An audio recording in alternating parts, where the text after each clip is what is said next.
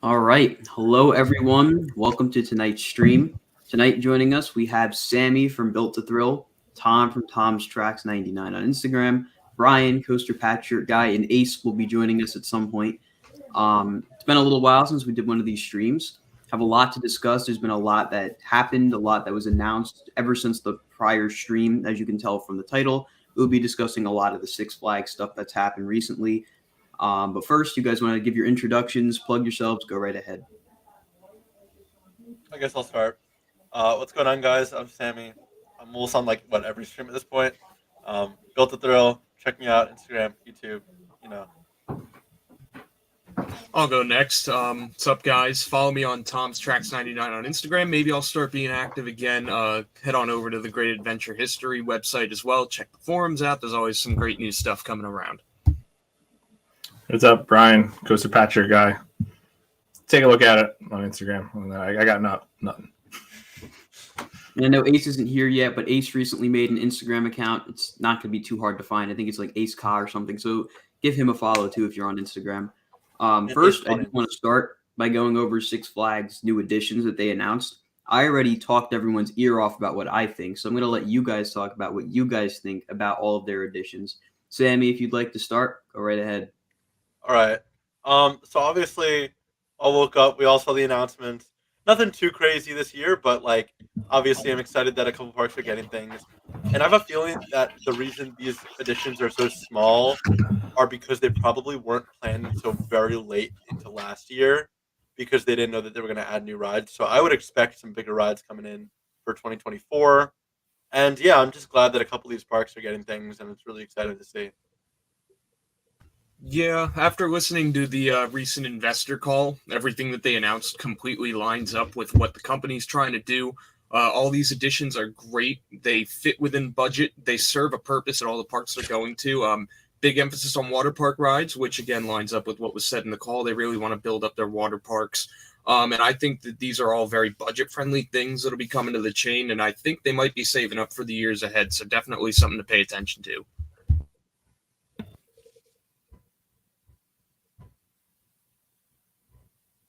We can't hear you. Brian, I think you unplugged your mic. How about now? There you go. Yeah. I think all these additions are great additions to the parks. You know, it's still keeping within his family-friendly atmosphere, which the parks do actually need. And like you said, it's just you do these little things, and then the next few years you get the bigger thrill rides and balance it out over the years of, kid ride, thrill ride, kid ride, thrill ride. So. Fortunately, Ace isn't here yet. I really want to hear what Ace has to say about all the additions, but when he gets here, we'll talk to him about it. Of course, another thing that happened relating to Six Flags recently was they had their Q4 2022 earnings call. I believe, what day was it? Thursday, right? It was Thursday. So I did make a video. Of course, metrics are still down in terms of attendance and whatnot, but it is starting to make a recovery. It was pretty low, all things considered. But I think they're going to pull together and start rising back up. It seems like they're starting to get a level head again. And yeah, that's really all I have to add. What do you guys think? I guess we'll just continue in this order. I didn't actually get to watch the Q4 stuff, but I know I watched some of the videos though and replayed a couple things. And it's definitely seeming like everything's going back up. So that's exciting. And I think we're looking for a better and brighter future at some of these things. But I guess we're gonna have to just kind of see how these new additions work out and what they're doing really kind of works out and just how it will work out. I guess don't really know what else to say. Yeah, I mean, it's tough because on paper, yes, everything's down, and that is not great. But when you look at it relative to the rest of the year and other years past, the numbers are slowly creeping back up. So yes, they are down, but they are less down than say Q3, Q2, all of those. So at least they're trending in the right direction. I think 2022 was a big trial year, and they made that known that everything was going to be like a trial and error sort of thing. And they're finally coming to this middle ground of price point for the passes versus what you get at that price point. Obviously, even by their own admission on the call, they said they did too much too fast, which is what all of us have been saying. as well, even as those changes were happening. So it's great that they're listening to the park feedback. I think, or rather the guest feedback. I think they really value that. So I think we're starting to see those changes in the middle ground come about. I'm still hopeful. Like I said, the metrics are slowly crawling back up, and it sounds like they have a lot in the budget from new additions. And there's definitely more of a focus on entertainment and festivals, which I think is a really good driver for attendance. Not everyone who goes to the theme parks are going to be in it for the thrill rides per se. So you really have to cater, make sure your offerings are well-rounded to an audience. I think they're doing that. It's great. I'm cautiously optimistic for what's coming up. Looks like Ace has joined us. So I didn't get a chance to what's up, guys? to the call. Hang on, Ace. We're going to just let Brian talk about what he thinks of something, and then we're going to get to you. Yeah, I didn't get a chance to actually physically listen to it. I just kind of read over, the summaries and the numbers. But this really is, now you're finally seeing Salim's, his actual control and what he's doing really affecting the numbers now. But like Tom said, it was it is trending better than when he first took over, and they're working things out right now, and they're just trying to figure out where they're going to go and how they're going to manage the parks and go forward. But it seems positive, and everything's trending in the right direction, at least. And again, with the festivals, that's the big money maker for these parks. You could get more people in just, for the food passes and the drinks and everything. You make more money profit-wise off the parks with that. Yeah, definitely. So, Ace, you missed a little bit. If you want, you could just plug your new Instagram account and just introduce yourself. Say that again. Ace. If you want, you could just introduce yourself and plug your Instagram account. Oh, well, actually, the easy way to say is it's Ace Cop from Facebook. Well, what's your actual Instagram username? The same thing, Ace Cop. No, I think it has numbers too. Yeah, that's why I'm just gonna go, because I just opened it, so I'm just gonna go with the Facebook account. Yeah, but I'm gonna go with Facebook, Ace Car from Facebook. Okay. Well, yeah, Ace, I go with that. We all talked about what we think. I'm curious to hear what you think about all of Six Flags' new additions to their parks.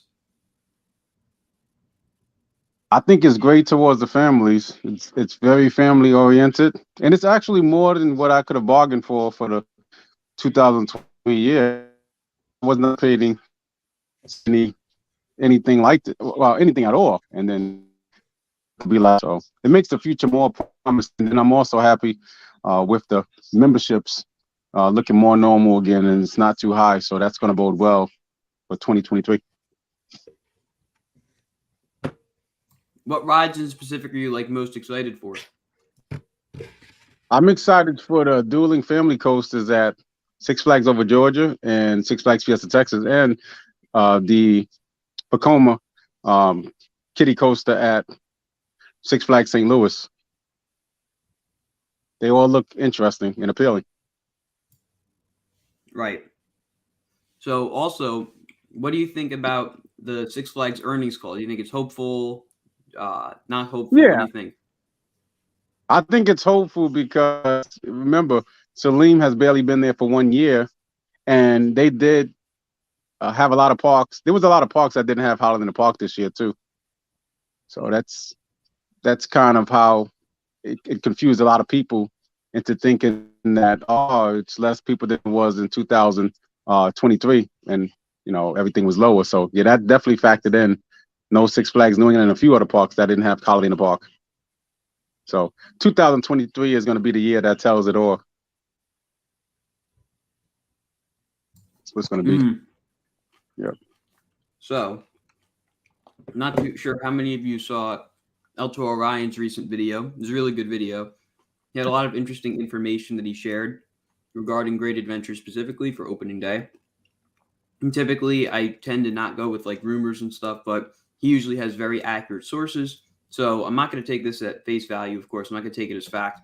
But this is probably the most concrete stuff we've heard so far. So I'm just going to go over it and see what everyone thinks. For starters, this is something I saw coming. El Toro almost definitely will not be open on opening day. I think that's the right move. They really need to do a proper retracking over the off season. And from the pictures I've seen from inside the park recently, there's still track missing on those spots where there was track missing last year. Turnaround is getting a lot of work, especially. So it's always really, really great to see. I'm curious if they're buying track from the original manufacturer in Germany or if they're just fabricating their own. Personally, I hope they're going with the German stuff. And then in addition to that, Toro will open around summer. And for opening day, probably until around Memorial Day, Medusa, Runaway Mine Train, and Skyway will all be closed. And there's a couple different reasons why that may be.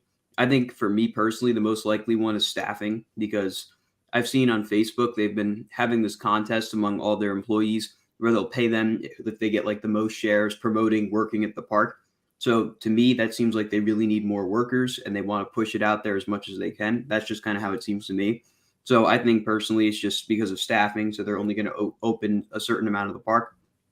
Another theory is that El Toro's going to be getting a lot of crane work in order to replace the track that needs to be replaced. So it's possible that being over there is too close to where the crane would have to be for El Toro. But then that also makes me wonder, why wouldn't you close King Ka and Zumanjaro too if you're concerned about people seeing what you're doing on El Toro? Because at the end of the day, you're going to see it better from Zumanjaro and King Ka than you would from Medusa. You could just block it off down there. So I don't really buy into that too much personally. And then the final theory, which I know a few of us have subscribed to, is that they're going to be demoing the arena, the Northern Star Arena. I know recently I made a video thinking the Giga Coaster that has been heavily rumored for Great Adventures 2024 year has been canceled. And I still think that's possible. I think they only have so much time to start construction on that ride until I just say it's done and not happening. I've always thought it was a bit of a pipe dream, but if we don't see any kind of demolition or construction of any kind come like summer or Fright Fest season, I don't think it's happening. So it is possible that they're closing that area and taking advantage of that time in order to demolish the arena. But it also makes me wonder, why wouldn't they just do it during the off season? That's another question too. I don't really know the answer to, but I'm curious what you guys think about everything I just said. All right, I guess I'll start.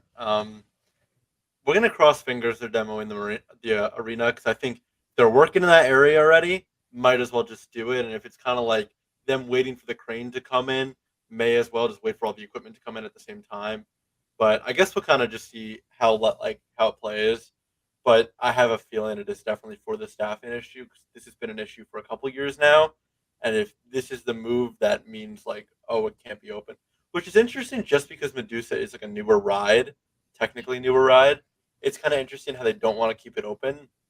So if it's seriously because of staffing, I think that's a little bit like disappointing on their side, just because it's a ride that everyone wants to ride just because it's newer. So now you're giving like a full month and a half almost of just like no one being able to ride it, which is kind of sad. But we're gonna cross fingers that they're demoing the arena and gonna see what happens. Yeah, I'm sort of with the idea that maybe the Northern Star Arena is getting demoed. I'm also curious as to why, if that's true, why they wouldn't have started sooner. But being a Jackson resident for most of my life, I can imagine there probably was decent red tape to go through first. But maybe even, and I know this goes back to your video, Colin, about the Giga potentially being off the table. Maybe they're demoing land there for something else. Who knows? It doesn't have to be a Giga going in that area. But I think staffing is the biggest issue keeping that part of the park closed. It sucks that it turned out to be that area, because personally, I don't know, it'd be nice to have Mine Train open and Medusa as well. I'm glad we're not losing King Ka in the whole thing, because then you essentially would have Holiday in the Park in the spring, which would be awful. I also really miss Zumanjaro, but it's definitely staffing, I think, that is the biggest issue. I think the biggest loss too actually is the Skyway. It's a great ride for families to enjoy. It's also like a great observation style ride, and we're obviously down the parachutes too. So essentially 2 observation rides closed. It sucks that it turned out that way. Hopefully it'll be open by Memorial Day. They're anticipating that they'll have the staff for that by then, but I just hope it pays off. And as far as El Toro itself, it's not great that it's not opening day, because I know the park had made statements in the past saying that they planned for it to be open for opening day. They probably use the word planned for it, or the phrase planning for it, just to cover them in the event that it doesn't open opening day, which is obviously now happening. But I would rather wait a little bit for El Toro, knowing that they're going to make all the necessary changes and fixes and do a full, complete job, so that way we don't have this happen again. Because you got to think, if something happens to El Toro again, to keep it closed for an extended amount of downtime, there might be pressure on the park to close the ride for good, which obviously none of us want to see. Yeah, that makes a lot of sense. The number one thing is staffing. The reason why that section in the back is going to be closed, and I'm hoping that they're going to demo the arena. You know, that will keep hope alive for a Giga, or if not that, another coaster. And as for El Toro, I'm kind of like, it's the best of both worlds, a bittersweet. The bitter part being that it's not going to be opening on opening day. However, I'd rather see El Toro, them go the long route and do it the right way. And this time, you know, a third time, it won't have any problems. And it'd be good just like 2006, the first 3 or 4 years, which was great, just like your dad alluded to. So, yeah, that's my take on it. If that side of the park is closed, it's hands down a staffing issue.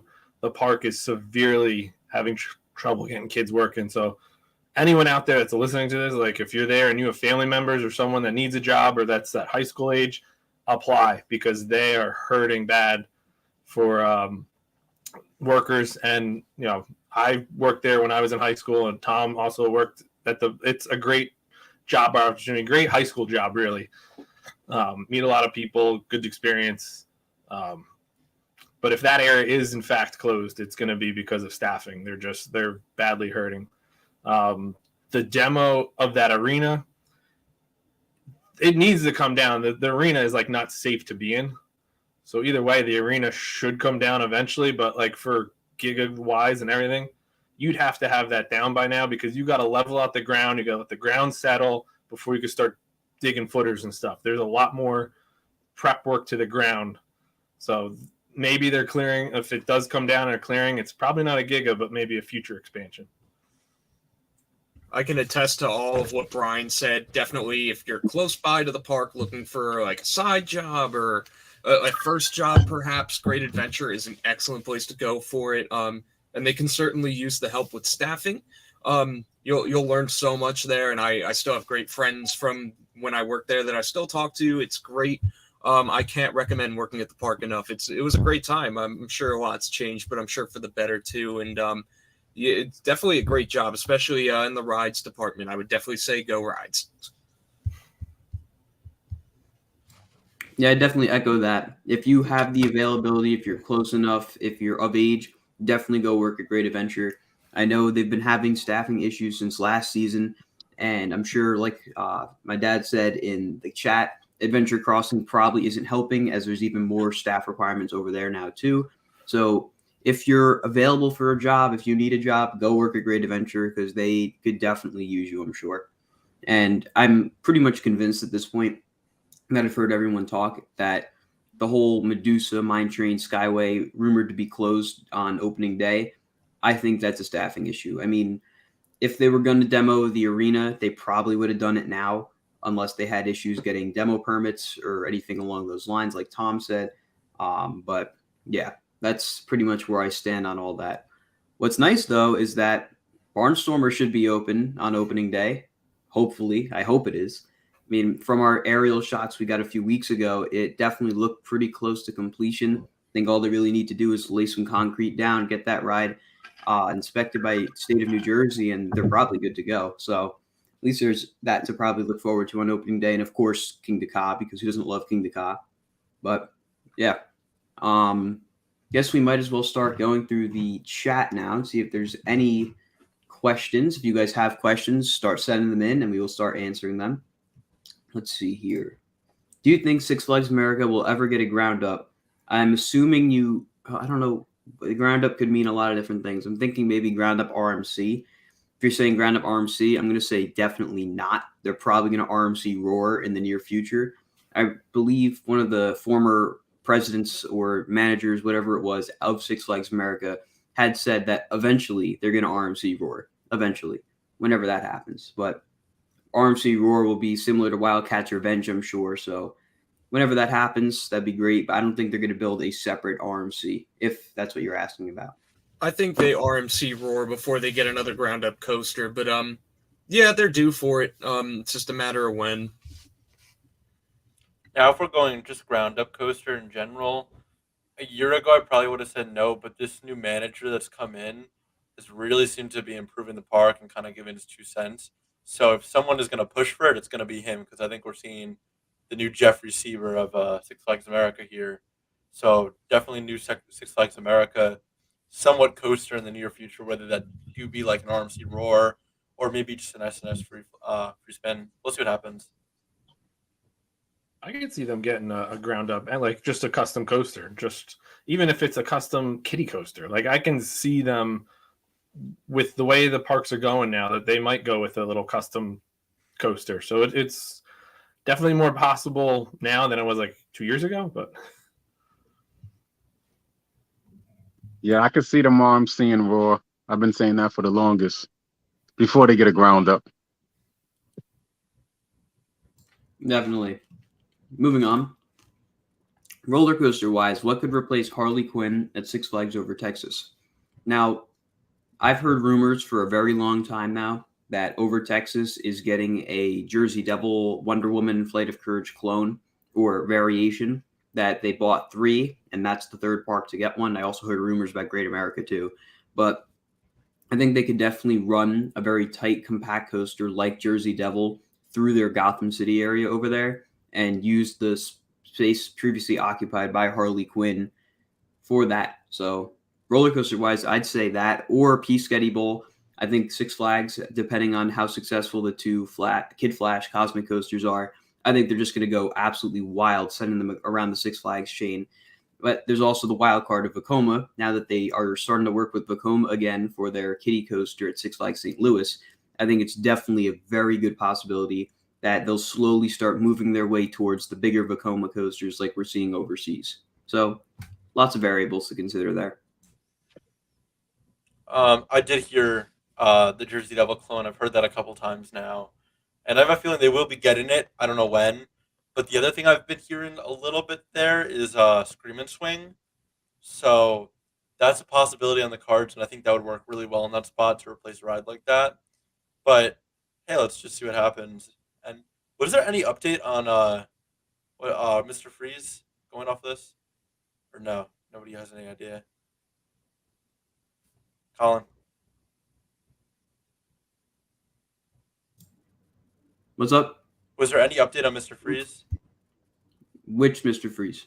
The one that which one was the one that closed over Texas, right? Over Texas. Yeah, it's Yeah. open.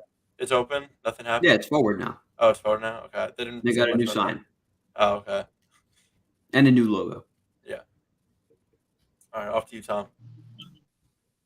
Yeah, definitely something on the compact end. I'm not as familiar with the park layout. I almost went. I have some downtime this month. Almost went to Over Texas, but I just couldn't swing it. So hopefully I'll get down there. But aside from that, kind of, I'm on the fence about seeing a Jersey Devil clone, but that's just my thoughts on clones in general. Clearly, they're using the Kid Flash theme at Over Georgia, so they're not shying away from DC themes. So I do like the idea of taking a Raptor clone through their DC area too, maybe even theme it to Harley Quinn. It'd be nice if we see like a DC property not typically used for coasters. Harley Quinn, I know they use that one a lot. But I like that they're kind of leaning into the more obscure characters too. So, you know, mark me down for thinking they'll get a Raptor clone with a DC theme. Yeah, I concur with that. I could see that in that Gotham City themed area. Raptor clone like Wonder Woman, Flight of Courage, and Jersey Devil for Over Texas.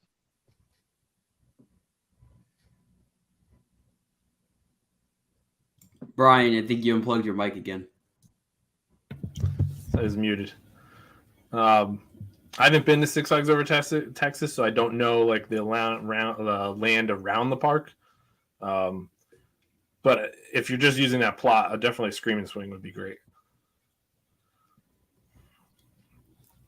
I think that's one of the best things SeaWorld as a whole chain has been doing recently is loading their parks up with the Screaming Swings. In my opinion, that's probably the best flat ride, like for me personally, right up there with the Giant Discoveries. I absolutely love all the Screaming Swings I've been on. So I'd love to see Six Flags start buying some of those too. I think that's a ride that should be at every single amusement park, quite honestly. But moving on, we have this year. Considering how long Toro is taking, they must be retracking most, or if not the whole ride, which is surprising. I do not think they are doing most or the whole ride. I have seen some pictures from inside the park, and they're only doing the sections that we saw, at least from what I could see from the pictures I saw. There's not much else being done other than the high stress areas and the areas that were notoriously kind of rough. I think personally that the whole turnaround could use a full retracking. I think the whole twister section wouldn't be horrible to have a whole retracking as well as that return trip after the drop from the turnaround. I think that whole stretch there has been rough for a few years now, and that'd be great to see get a retrack. I think from the get-go, though, when they had the issue in 2021 with the accident, they should have ordered the wood from the German company, or they should have done it a couple years ago just to kind of prep and then pick one off season and then just go all in and retract the whole ride, kind of like how they did at Colossus over in Germany. That would have been the best bet. You could have avoided all this PR nightmare and kind of going band-aid, band-aid, band-aid the whole way through. At least that's kind of the way it seems, judging off what happened last year. That just wasn't the best approach, in my opinion. And I think they should definitely be looking at the German company that originally tracked Toro. But that's just me. Yeah, I think they should. Go ahead. I'm sorry. Oh, okay. No, go ahead. All right. So I do think that they should retract the whole ride. Like, I think it's not even a question at this point. But if they're really just trying to go, like, if they're going the Six Flags method, high stress areas, they should be doing the high stress area. I think they are doing the high stress areas. They should do the full turnaround, which I don't think they are. I think they're just going to do the bottom of it. And they also should do the whole twister section. And I think they have done most of it, if not all of it at this point. But I could be wrong on that. But yeah, I am glad that they're also repainting the trains, which is a cool thing. I think they should do kind of like a grand reopening for the ride. Just I think it deserves it. If they are going to go all in on it this year, might as well just kind of give it like the full refurb. But it's Six Flags. Whatever they do is the best of what they're going to do. So yeah. I'm just going to jump in real quick. Sammy, it's probably very likely we'll see train repaints across the whole chain. So I forget whose story it was that was at Six Flags Over Georgia's opening day. They repainted Twisted Cyclone's black train to have like a brand new color scheme of like black and blue. And it looks really, really nice. So I think they're going to do that across the whole chain. And really quickly, I'm going to jump down to your other question here. They're not doing the bare minimum. Like I said, the pictures I've seen are very minimal. I've only seen very small parts of the ride. So I don't know the full extent of what they're actually doing to El Toro. But I can only wish and hope that they were doing the full treatment, so to speak. I think that would be what Toro really needs. But whoever's next can go right ahead. One more thing. Going off a picture I saw a little bit ago, which I don't think was released to anyone, but like I was able to see it. They put in a new drum for the cable, which was very nice because I don't think they haven't replaced that drum in about like 8 or so years now. They replaced it back in like 2016 or something like that. And that was awesome to see. So I'm glad that they are taking care of the ride. So yeah, off to you, Ace. Yeah, you just said pretty much what I was going to say about El Toro. Hopefully getting most of it to be retracted. As far as I'm concerned, El Toro should have been retracted way before the accident. We're talking about in the 2010s, because how long has it been open? Since 2006? You're looking at a lot of high stress areas coming down that first drop and the second and third, and then going around. Then you got I call it the magic carpet when you go do the laterals. And yeah, I'm glad that they are really doing what they have to do to get it back up and running, the much needed retract. I definitely think they're doing, they're not doing most of it, but they're doing a good amount of retracking to the ride. Mm-hmm. The ride definitely needs a full retrack, like how Colossus over in Germany. Yeah. There's a documentary on it just to show what they did, and they need it. It needs to be retracked. Yeah.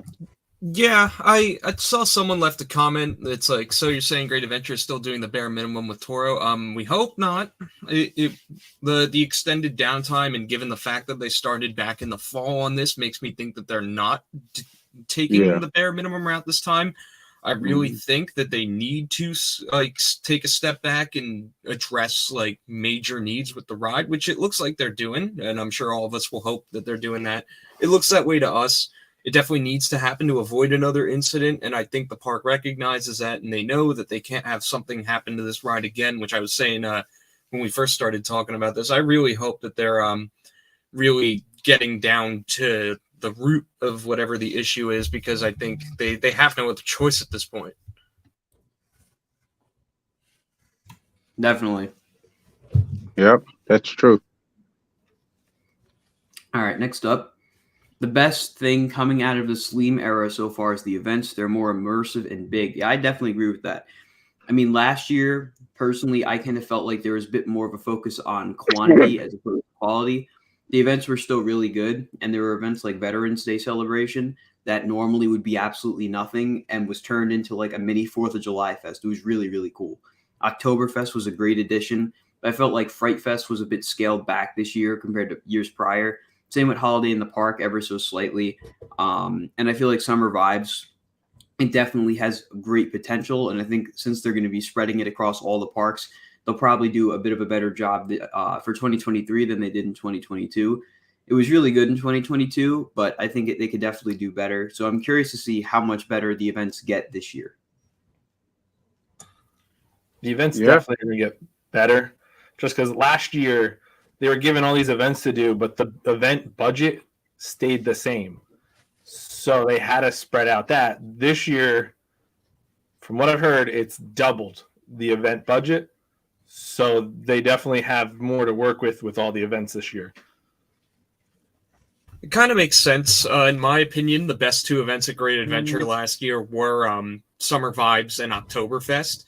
And if they're using most of their budget to whatever comes first, that kind of makes sense. I'm glad they're increasing the budget, because you can almost feel the event fatigue when it came to Fright Fest and Holiday in the Park. But like I said, Summer Vibes and Oktoberfest were great. The new food in the park was great. The atmosphere in the park was better. I'm glad they're getting a new budget for that, because I really think they were trying a lot of different things last year, and obviously now they know what works, what didn't. And so I think we're going to see those events be expanded. And then I think Fright Fest and Holiday in the Park 2 are going to come up a little as well. Yeah, I think we're going to see them do a lot of focus on Summer Vibes, Fright Fest, and Holiday in the Park this year, because they know those are like the top 3 events. And I think Oktoberfest will also will have like its moment in the sunlight. But you could definitely see where the fatigue started, as you guys said.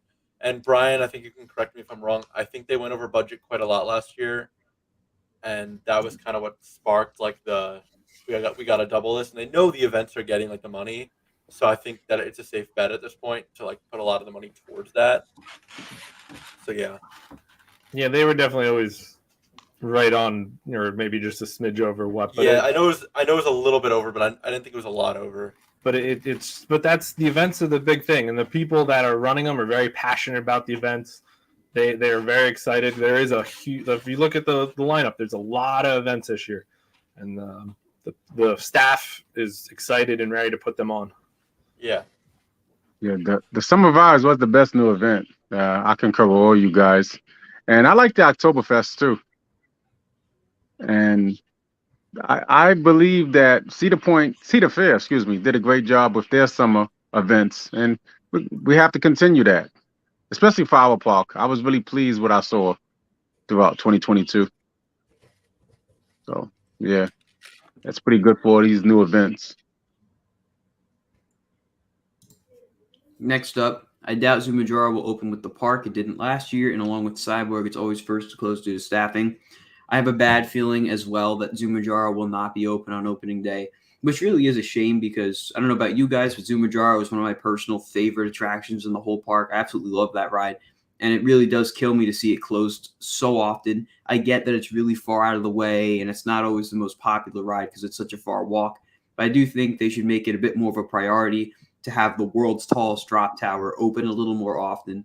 And Cyborg, I think they kind of figured out the kinks with this one, especially now that they're getting rid of the other one and they can put all their attention on this one. I think that it's going to run a lot more consistently and will be open a lot more.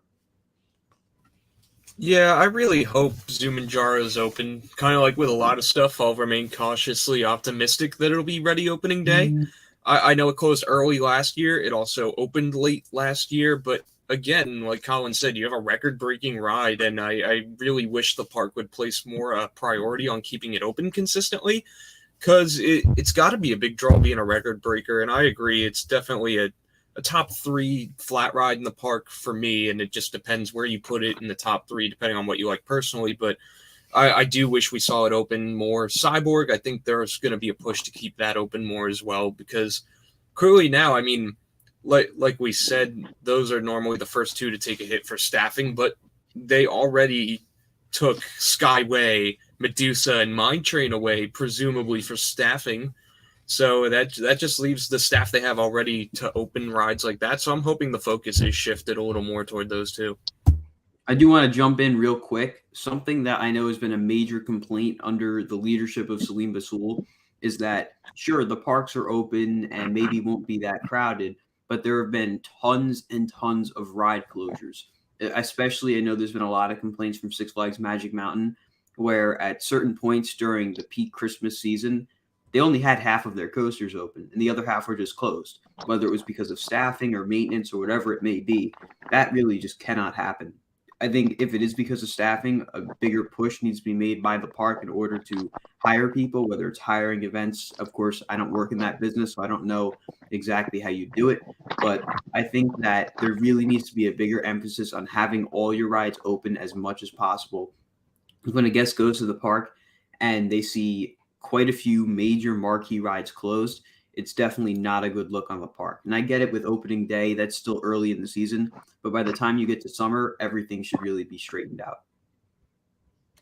I'm going to be the oddball out here and say Zumanjaro will be open. And I think that goes along with the fact that a couple rides are going to be closed when the park opens. And they know that El Toro is the key attraction. And to have another key attraction like Zumanjaro closed just looks really bad on them. Maybe I'll be wrong. Maybe it will be closed, but I think I'm going to push for it and say it's going to be open. As for Cyborg, probably won't be open just due to kinks and stuff, like as always. And also, what's weird on the app, not that this like means anything, if you go to like the thrill ride section, Cyborg was taken off, but in the regular section you could see it. I don't know, just wanted to point out it was interesting. I saw it a couple weeks ago. Probably just a bug with the app they've been needing to fix for 4 years now. More than 4 years. Yeah. Yeah. Like I alluded to the other day with Tom and Colin, Zumanjaro will be open, but Cyborg unfortunately won't be open because it's due to staffing issues. I think Zumanjaro probably will. Staffing would be the only thing to shut that down, because last year wasn't they waiting on a park, weren't they? If I remember correctly from last For year. Zumanjaro, I think so. I lose track that's what it was. of like rides waiting for parks or parts rather. That just seems to be like the story with all of that. Wonder Woman's always been waiting for a part whenever it's closed. Zumanjaro's always waiting for a part, but hopefully they got it. I'm with Sammy. I hope too that it'll be open, ready to go for opening day. But like I said, I'm being cautiously optimistic. Like I don't want to sound like a pessimist or anything, but like I wouldn't be shocked if it's not open. But I'm still hoping that it is because it's a great ride. I would just think it would, just because they're, especially if you're shutting down that back corner, you need another like thrill attraction opened. You have to make up for it somewhere. Yeah. Yeah. Ace, any comments? Yeah, remember I just I mentioned I had feedback on that about my apologies. yeah, Zumanjaro will be open and Cyborg will most likely be closed due to staffing issues. Right. Yeah. All right. I just checked the pass prices. Did they change again? It depends when the last time before that you checked them was. I believe right now they're running a sale where you can get like the Diamond Pass for pretty cheap, all things considered. I don't know how long that sale is lasting, This is probably the time to jump on a Six Flags season pass if you don't already have one or you don't already have a legacy membership like most of us do. So they're pretty cheap right now. So it definitely changed at some point. Have you been to Six Flags Great America? All of us except for Ace have not. And Brian went too. Yeah. But I know Sammy, Tom, and myself have not been. Yeah, I've been there. I thought it was a great park. Goliath out there, which is an RMC, fantastic ride. That stall on it is really good. X-Flight I enjoyed.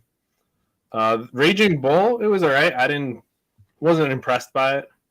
But all the other coasters, it's a great park though. The setup's great. It's a fun park to visit. Yeah, I've been there 4 times. Since Goliath opened in 14, or maybe 5 times. And it's one hell of a park. It's one of my favorite parks because it's underrated. Of course, obviously, Brian and I agree to a lot of coasters. That stall on Goliath is great. It's one of my favorite RMCs. I like X-Flight. I love the Intamin wooden coaster. That's really nice. American Eagle. Unfortunately, they don't do it anymore. It's one side goes every other year. They switch up to keep the maintenance going with the coaster, which makes sense. And Viper's kind of rough. The Batman ride is good, and the Superman ride is a little better than the Great Adventure one. And I know I'm missing something. The Instrument Impulse is good. The Impulse is Which good. one? Wizard. Impulse. Raging Bull is one of my favorites. It's definitely good. Raging Bull is good. It's not as good as Goliath for Nitro, but it's really good. No, I said Wizard. Wizard's good. Oh yeah, that was a fun little ride. Yeah, that's a nice one. Yeah. And the arrow looper is good. Mm-hmm. Oh yeah, one of my. Oh, and of course the newest ride, Max Force. That was pretty nice. That had a nice kick to it. I have not been out there to ride that yet. I rode it. Yeah, that came out in 2000. Ago. Yeah, that came out in 2019. Mm-hmm. Yeah. Pretty good park. Definitely, you guys should definitely go visit out there. Just like I heard Tom saying he wants to go visit over Texas. Definitely got to visit Great America in Gurney, Illinois. Really nice park. All right, next up, Great Adventure has staffing issues as it is, and I'm sure Adventure Crossing isn't helping. Yeah. Definitely. Lots of places are having staffing issues, though. I mean, yeah. Especially as Adventure Crossing continues to open more and more things, it's going to get worse and worse for that whole area in terms of a lack of staffing.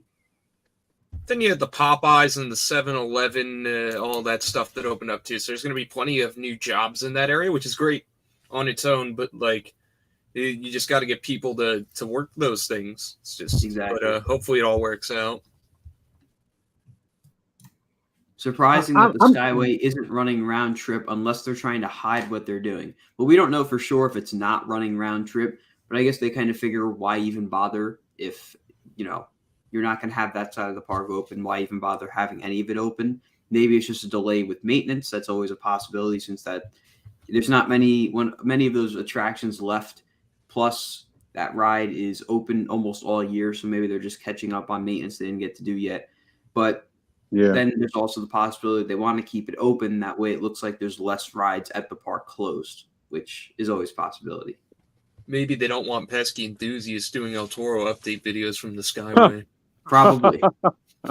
Wonder who did that, Colin. Yeah. Wonder who ruined it for us all. Yeah, I closed. I wasn't going to go there, but... Moving on.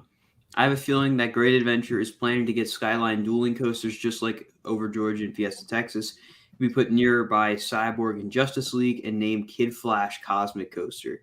Now, I think, like I said earlier, I think that a lot of the Six Flags parks are going to wind up getting the Skyline coasters. I think, personally, I really hate that they're naming both Over Georgia and Fiesta Texas coasters the same thing. Especially at Fiesta Texas, it makes no sense to name it Kid Flash Cosmic Coaster where it's going. It's right next to Sky Screamer and in Spassburg. I think Rookie Racer would have been a perfect name for Kid Flash at Fiesta Texas, and they could have used it for St. Louis still too. So if they do bring it to Great Adventure, I'd rather them not do something stupid like Kid Flash. I think that's like the most random theme they could have came up with. That just makes no sense to me personally. But I wouldn't mind seeing something like Supergirl or literally anything else that fits better with Metropolis. I think I'd rather see it put by Jersey Devil and be like the Pine Barrens Derby or something, you know, like theme it Yeah, there you something go. original. It's Exactly. anything is better than that damn Kid Flash comic coaster. I don't like it either. Put it in I front don't of that like little that green name. patch in front of where Wonder Woman is next to the bridge. Call it Batman and Robin. Okay, That's true, actually. that's better than that that Kid Flash comic coaster. Comic coaster or cosmic coaster? Cosmic coaster. Excuse me. Oh, It is comedy. When you look at the Kid Flash Cosmic Coaster, it sounds like a comedic name. I don't know. There's still like a decent chunk of land near where the Music Express used to be. I'm waiting for them to do something with that area because I think if we don't see something happen by where the arena is, that would be a next probable spot. And I think something like that P-Sketty model is really good for that. And you still have room for other things. Yeah, but where that is a haunted trail. So you got to figure out where you're moving the haunted trail. Yep. Which, I as we really know, want- it's a moneymaker for the park, so they might be hesitant to get rid of it. That's I what really everyone want always to- is like, oh, I'd like to see a coaster here or there. It's like, well, if you're putting it where a haunted trail is, where's that trail getting moved? Because I want to Yeah. see They need to make Supergirl up go for there. revenue. Like the Skyflyer one, I want to see it go right there. what do you mean? Like the Supergirl Skyflyer, I think. Oh, you mean Where the Enterprise used to be? Yeah, Enterprise. exactly. I think that'd be a great little nod. That was supposed to go there from what I heard, and then plans fell through. But I think that they missed a huge opportunity by naming these coasters Kid Flash Cosmic Coaster. There are so many cooler things you could have done, even with the DC theme. I know I mentioned in my video, Batman vs. Superman would have been absolutely perfect because, I mean, you have it right there. There's so many cool matchups you could have done with like superheroes and stuff and like racing themes. But instead, I guess they kind of themed it to regular Flash and Reverse Flash, judging off the color schemes of the trains. I don't know. I think they could have done a cooler job with the theme personally. Two-Face coaster. I don't know. Oh, Bring that one back. that would work actually. Two-Face flip side. Yep. Surprised El Toro didn't get Titan Track. I'm not. I don't want Titan Track on El Toro. What I want is the way it was in 2006 with the original wood. Then it'll be better than Titan Track. We could see a twofer for 2024, possibly an observation tower on the parachute structure and some type of dueling coaster. I know there's been thoughts of a big boardwalk expansion for 2024 as opposed to the Giga Coaster in the Frontier Adventures area, where the parachute structure would be converted to an observation tower, similar to what Knott's Berry Farm did when they had to get rid of their parachutes tower. From what I understand, they use the same structure. I don't know how strong the structure is on Great Adventures, but I think that would be an absolutely perfect way to reuse it. And then Twister, I'm sure that's on its way out pretty soon. I enjoy the ride, but it's one of the only ones left in the world, so it's probably not long for this world. You have the go-kart track, which I never really see a long line for anymore. It's kind of just tucked away in the corner. I think they could take that whole area and convert it into just a nice expansion with maybe a Premier Rides dueling coaster, use that as the front gate coaster, have it pass over the entrance, turn around the catering area and come back. I would say get rid of the Right Stuff building, but I know they won't because there's two very valuable haunted trails in there. As much as I hate that building, it's just not going to happen. But that's always a possibility too.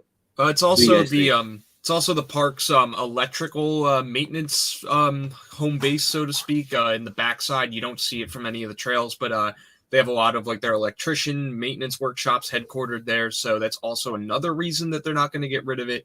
So even taking the trail things aside, that's just there's too much that happens in that building. Some of it revenue, some of it logistics. So, like they're not getting rid of it, which I agree. If you're not going to use it for a ride, like Right Stuff, I would also prefer to see it go. But there's just too much that building is used for them to just up and get rid of it. I would love also to game stores prizes in the back of that as well. Like it is That too. multi-used area back there. That building is staying. I would love to see like a museum in that building, and then maybe they can show off like some like the inner workings in the park. I think that'd be really cool, and put like especially for like the 50th, that'd be a cool thing. Like you could show like maybe like some like original like the Right Stuff. I heard a while ago that the go-karts were going to be moved over near Joker, but I think that fell through. But But I think that would have been a way better area for it, and then you could have used that for something better. But I did hear Twister's getting removed after this season. Source is trust me, bro. Yeah, kind of. Like this was so long Dippin' ago Dots at this guy. point. He gives all. I'd love to see an observation tower on the parachute. That would be a great idea. And let's just see what happens with the announcement of the 2024 50th anniversary coaster. I don't know about a dueling coaster, but let's see what happens. Let's see if it is a coaster. Yeah, exactly. Yeah, exactly. I'm really curious too. I know this isn't a question yet. I'm curious to see what Great Adventure, the dry park, is going to do for the 2023 season. They've stayed very tight-lipped on it so far. We know Barnstormer hopefully will open this year, so there's at least one new ride that's a carryover from last year. But I really hope they're going to do like a lot of park improvements. I know they teased like a beautification project with landscaping on their Facebook page. And I think Great Adventure, especially during the summer, they have a great landscaping team. The flowers and other foliage they have out really look spectacular. I think one of the highlight areas in that regard is Plaza del Carnaval over by El Toro. It looks phenomenal during the summertime with all the cannabulbs and all the really, really cool plants. I think if they continue that, sprucing up some of the areas of the park that don't look too great right now, they'll have a park that's in prime shape to get a huge addition and have a huge celebration for the 50th anniversary. I was going to make some sarcastic comment about how we do know what they're getting for 2023, and it is Barnstormer, but I in all honesty, I wouldn't be shocked if another old Seaport ride comes back. I've been saying this, they have room on either side of the Seaport Bridge to continue expanding. I think it'd be really easy for them to throw something like the Teacup ride or the submarine back in. Doesn't take up a whole lot of space. We maybe would have seen them start prepping land area for that, but then again, it looks like they prepped more land than they needed for when they're putting Barnstormer in. So don't count out the idea of them putting one of those back, because there's definitely room for at least one, if not two of them to come back. And if you look on Nitro, you could see that they even were prepping some cars for the old Marvin the Martian Ferris wheel that was in Bugs Bunny Land. So I don't know if that was just for like the garden that they did, and they didn't use them anyway for it, but there was plans to use it for that Forgotten Garden. But I don't know, maybe it's a possibility that the ride itself does come back, because they have kept a lot of that stuff in the Boneyard. Speaking of Nitro, can we quickly talk about The mystery train? Yeah, the mystery train. So for those of you, again, this is also coming from El Toro Ryan's video. There was a drone picture taken from an angle where you could see inside of Nitro's maintenance shed, and I guess they happened to catch it with the doors open, where inside one of the bays you could see a Nitro train sitting there, but it was blue. There presumably, at least from what he said, there's like a black seat, gray restraint, and blue front.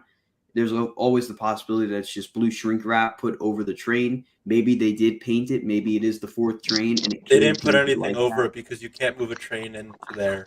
Exactly. That's what I was thinking too when I heard the shrink wrap thing, because you wouldn't put it in there and then put shrink wrap on it, or put it in there with shrink wrap on it. So I am thinking it's a blue train.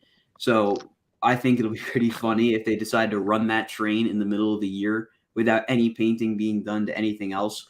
You just have two yellow trains and then this one random blue train.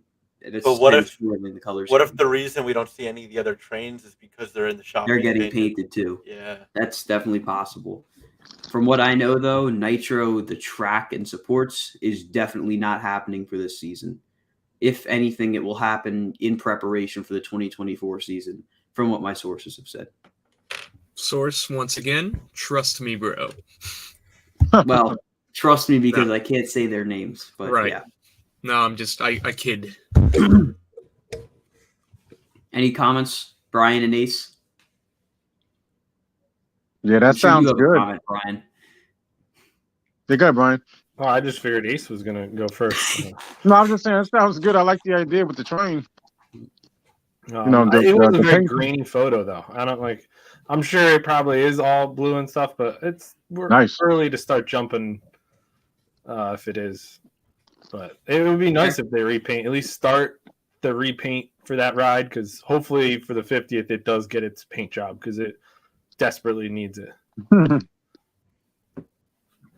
Yeah, I'd be it'd be a little upsetting if like anything else gets a repaint before Nitro, because it should be next on the list. I mean, even before they repainted Batman, I thought Nitro was worse for wear. It's just the color scheme for Nitro that exists is great, and I would personally, I know they won't because they probably don't want to use as much color. Probably it's cheaper to get like 1 or 2 paints rather than 3, but I wouldn't be mad if they redid the current color scheme, but it just looks so chalky compared to its first few years, and the color's definitely faded, so it does need it. I don't know. Yeah, it would be very smart of them to do that and like market it as another thing going on for the 50th anniversary, which might be what they're doing.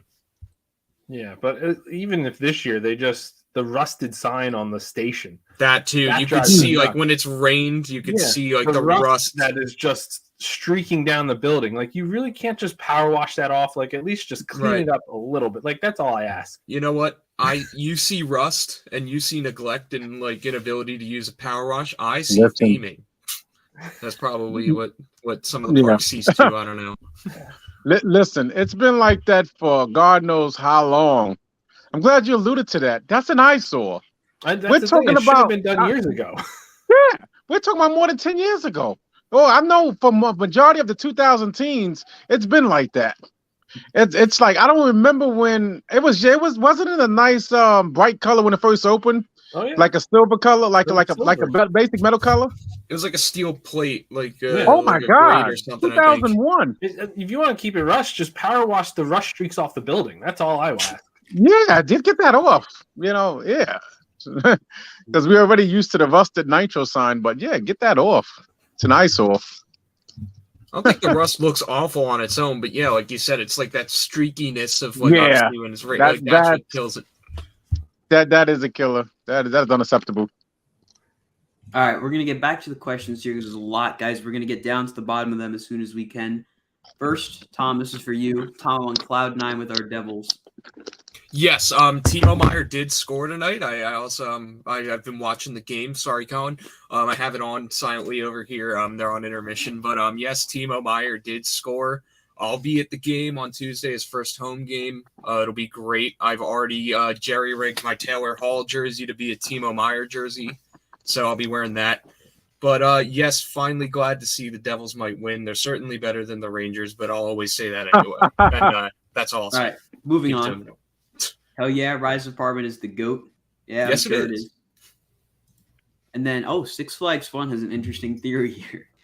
I'm thinking RMC T-Rex, B&M Giga, or Die for 2024 Great Adventure.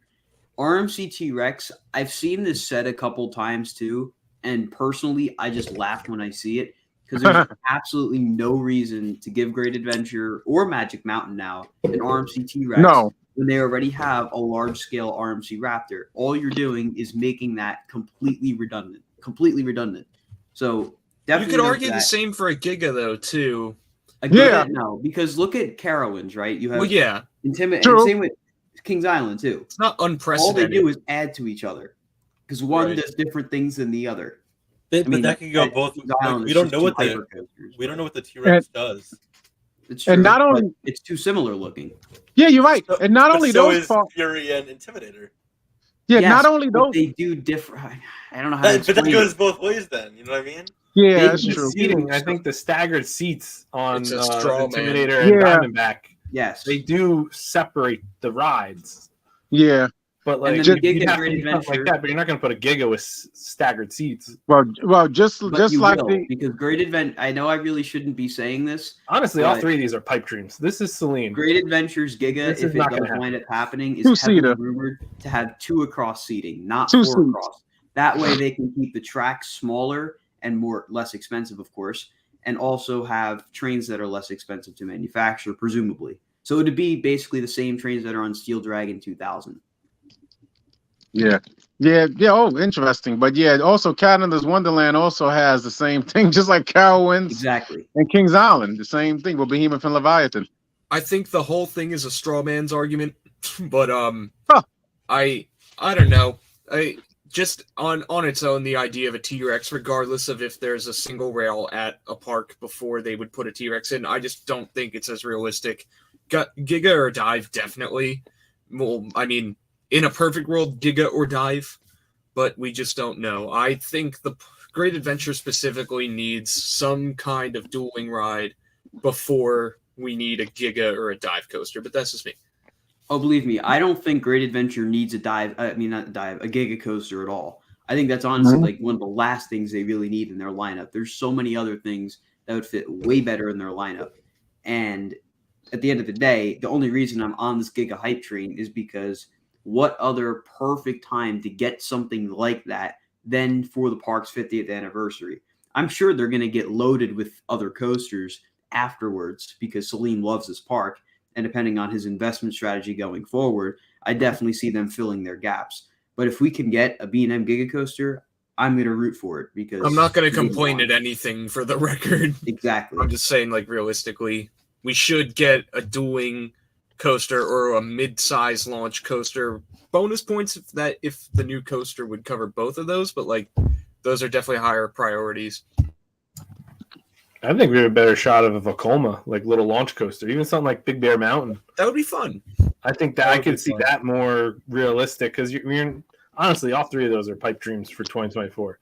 Maybe a very small scale dive, but you're still. This is Celine. I know he said he's going to invest in everything, and he's alluded to being a big 50th celebration. But think about big could also mean a parade and fireworks, and that's a big celebration. So yeah, we don't get too ahead of yourself. You know, hate to see a lot of disappointed people out there. True. Always got to keep our expectations in check. My motto with all of this: if you expect disappointment, you will never be disappointed. So, going with that mindset. No Way Home. Yeah, I was gonna say I saw Spider-Man too. Yeah, well, I stick by that one. What do you guys expect from this big 50th anniversary aside from new coasters? All right. I've been thinking about this a lot, so let me run through it. For starters, I think a Great Adventure History Museum is an absolute must to celebrate the park's history. That's the whole point of a 50th anniversary. I think there needs to be major parades, celebrations throughout the entire year, and other things to honor the park's history. I think there should be like some giant things set up to honor the park's history, take you through the entire history of the park. I was really pissed off when in Main Street Market they took down the giant timeline they had across the whole wall. It's out of there now. I'm not sure where it is now. Maybe they're planning on reusing it and adding to it for the 50th anniversary. The sad truth is that it's probably in a dumpster. Yeah. But I think something very similar to what Cedar Point did for their 150th celebration with that giant parade with all the floats. I think that's something that Great Adventure needs to do. Yeah, that's a great idea. And I just thought of something. Brian, do you ever do? I don't know how old y'all were, but when Nitro first opened, but do you remember when Nitro had the Leaning Tower of Pisa and Big Ben and all of the different signs? It had like the Sphinx, They had all the different monuments. Yeah, exactly. Yeah, they long gone. Yeah, if you can have those, and like Colin alluded to, have those or any artifacts or anything from 74 on, that would be great. Just to display it, like on display. What you think, Colin? To have all that stuff. Agree. I think that'd be cool. I would love it. It would be a great idea. Just like the Great Adventure sign that you see right on the side when you're going up the lift hill of Medusa. The old Great Adventure sign. I'd like to see the Right Stuff building being turned into the 50th anniversary building museum. Okay. Because you can put some big things in there. Like they got the garage doors for it. They got the space for it. I'd love to see like them put like the big Bizarro sign in there. They got the haunted house in there. They're not going to move the haunted house out. Yeah, but maybe make it like a seasonal thing where like from Memorial Day to Labor Day does not give them much time. No, July is when they start prepping everything for the haunted houses. Like people don't realize that they start very early to get those houses ready. Yeah, of course. That makes sense. They could move. They've moved the haunted houses in the past. Now, I'm not saying from that building, but they have other areas where they could put it. So if it's just for the season, I wouldn't be mad if we have to cut down on a haunted house or two just for that. Maybe use here's an idea. Use the Showcase Theater building because they did have. I was going to say that. I could see that, like how they had the summer vibes. They had the things set up. You take all the photos in. They could set up photo stuff with different antiques and stuff. The problem with that is then you can't do like the things on stage. big events. Yeah, but they don't really do anything during the summer. I think a really cool show would be like to pay homage to the history of the park. And like, I mean, this kind of sounds weird, but like some of the rides, the former rides of Great Adventure, like Rolling Thunder, for example, have pretty iconic station music. When I hear it, I know it's Rolling Thunder. I don't know if it's actually. I owned think by of them, Wild. but- It's the theme from Wild Wild West. Okay, well, I think Rolling Thunder when I hear it. I think I both. think to like a really cool themed show that goes over like all the different areas of the park and the areas of the park that have existed throughout its history would be cool in some regard, however they would want to do it. That comes again to get staffing, and not just like regular people that don't work. You got to get entertainers to staff it. So that's even a harder thing to do. So you gotta look at that aspect of it. It would be easier for them just to like, all right, we're gonna put up stations. Each station's a different decade or something with a major ride, and have some artifacts from that year. You go around, take your photos with, boom, call it a day. I feel like though, if they did that with the Showcase Theater, like personally, I think it's a little tacky to do it like that. I think they should retrofit one of the tents to do that personally, or even just set up like a temporary building somewhere in the park to do it. I just like when we did it at Summer Vibes, it was cool. I knew they were on a time limit when they were putting it together, but if I had the chance to redo it, I wouldn't do it that way personally. I don't know, just kind of like walking across the middle of Showcase Theater, just it didn't really feel right for me. Going off of I was still whatever I was saying. The other thing I'd love to see, kind of like how remember like the big ball in front of Joker, like the beach ball. I'd love to see them do something like that. Obviously, they can't rebuild it, but like the old tent that they used to have, like the big teepee tent. Oh, the giant teepee tent over by Lock. I remember seeing I'd love to see something like that. Doesn't have to be the real thing. Put a tarp over some like a steel structure. I don't care, but pay homage to that because it's a big part of the Great Adventure history. I think that'd be really cool. And I'd love to see any ride that doesn't have it get some station music. Yeah. Are you talking about right behind right on the side of Joker where that grassy knoll is at, where it's all empty? It doesn't have to be there. I just want to see the plaza. That's a good idea. Joker. That's a good idea, actually. What you think, Colin? Like right there where we walked past before to get to the Joker. That's a lot of land. You could put something there. A tent. Yeah. There's not a lot of square footage in there, but if you wanted to replicate what the original Great Adventure History Museum was when it was in the Fright Fest tent, maybe use the pinball parlor, the old pinball building that's still there, or paintball rather, not pinball. Or they could retrofit Attitude, because no one really goes in there. Right, They but could they're also still just not get going to get rid- rid of a store. They could also get rid of the stupid pinball thing and finally open that path up so you can The walk paintball, straight yeah. through. That pisses me off so much. I don't think they're ever going to do that. I feel like there's a lot, like there's stuff, control panels and stuff. Hang on, guys. We got to take a pause. We got a super chat. Let me scroll down. Thank you, John Joseph Gray, for the super chat. What's your guys' thoughts on the Hershey controversy, and do you think it could affect attendance? Someone's got to fill me in because I saw this a couple my times wife now. told me about this morning. Hershey, the company itself, not Hershey Park, but Hershey, aired an ad in Canada for women's rights or whatever, like Women's Month or whatever, and the first woman they showed was a transgender. So pretty much saying that like men are better than women because you can't even put a woman on there. Like it's a little messed up. So this is a big controversy that like you're having Women's Appreciation Month and the first person you put on there is a dude, pretty much. Oh wow!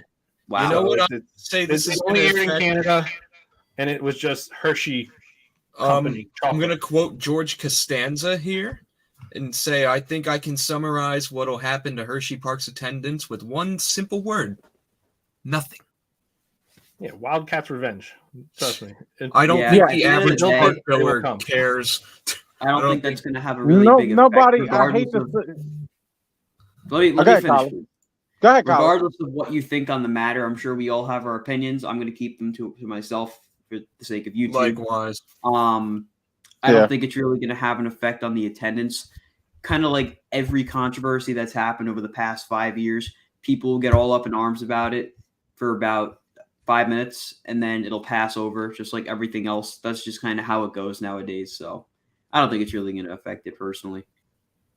Yeah, it's really messed up what happened, but at the same time, Wildcats revenge. And like I alluded to with you guys Tom and Colin on Friday. Listen, Hershey Park's gonna easily go over the who knows $4.5 million mark. You know, when it comes to the people, the attendance, you know, they always go over 4 million. So, nonetheless, Right. Next, anyone?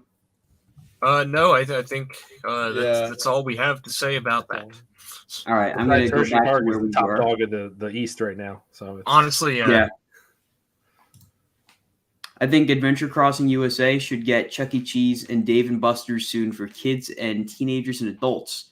I don't think that would work down there. I think Adventure Crossing is a flawed concept in and of itself for the fact that people are down there for great adventure, and if they are betting on people making a multi-day stay down there just to do whatever is at Adventure Crossing, I think they're out of their mind.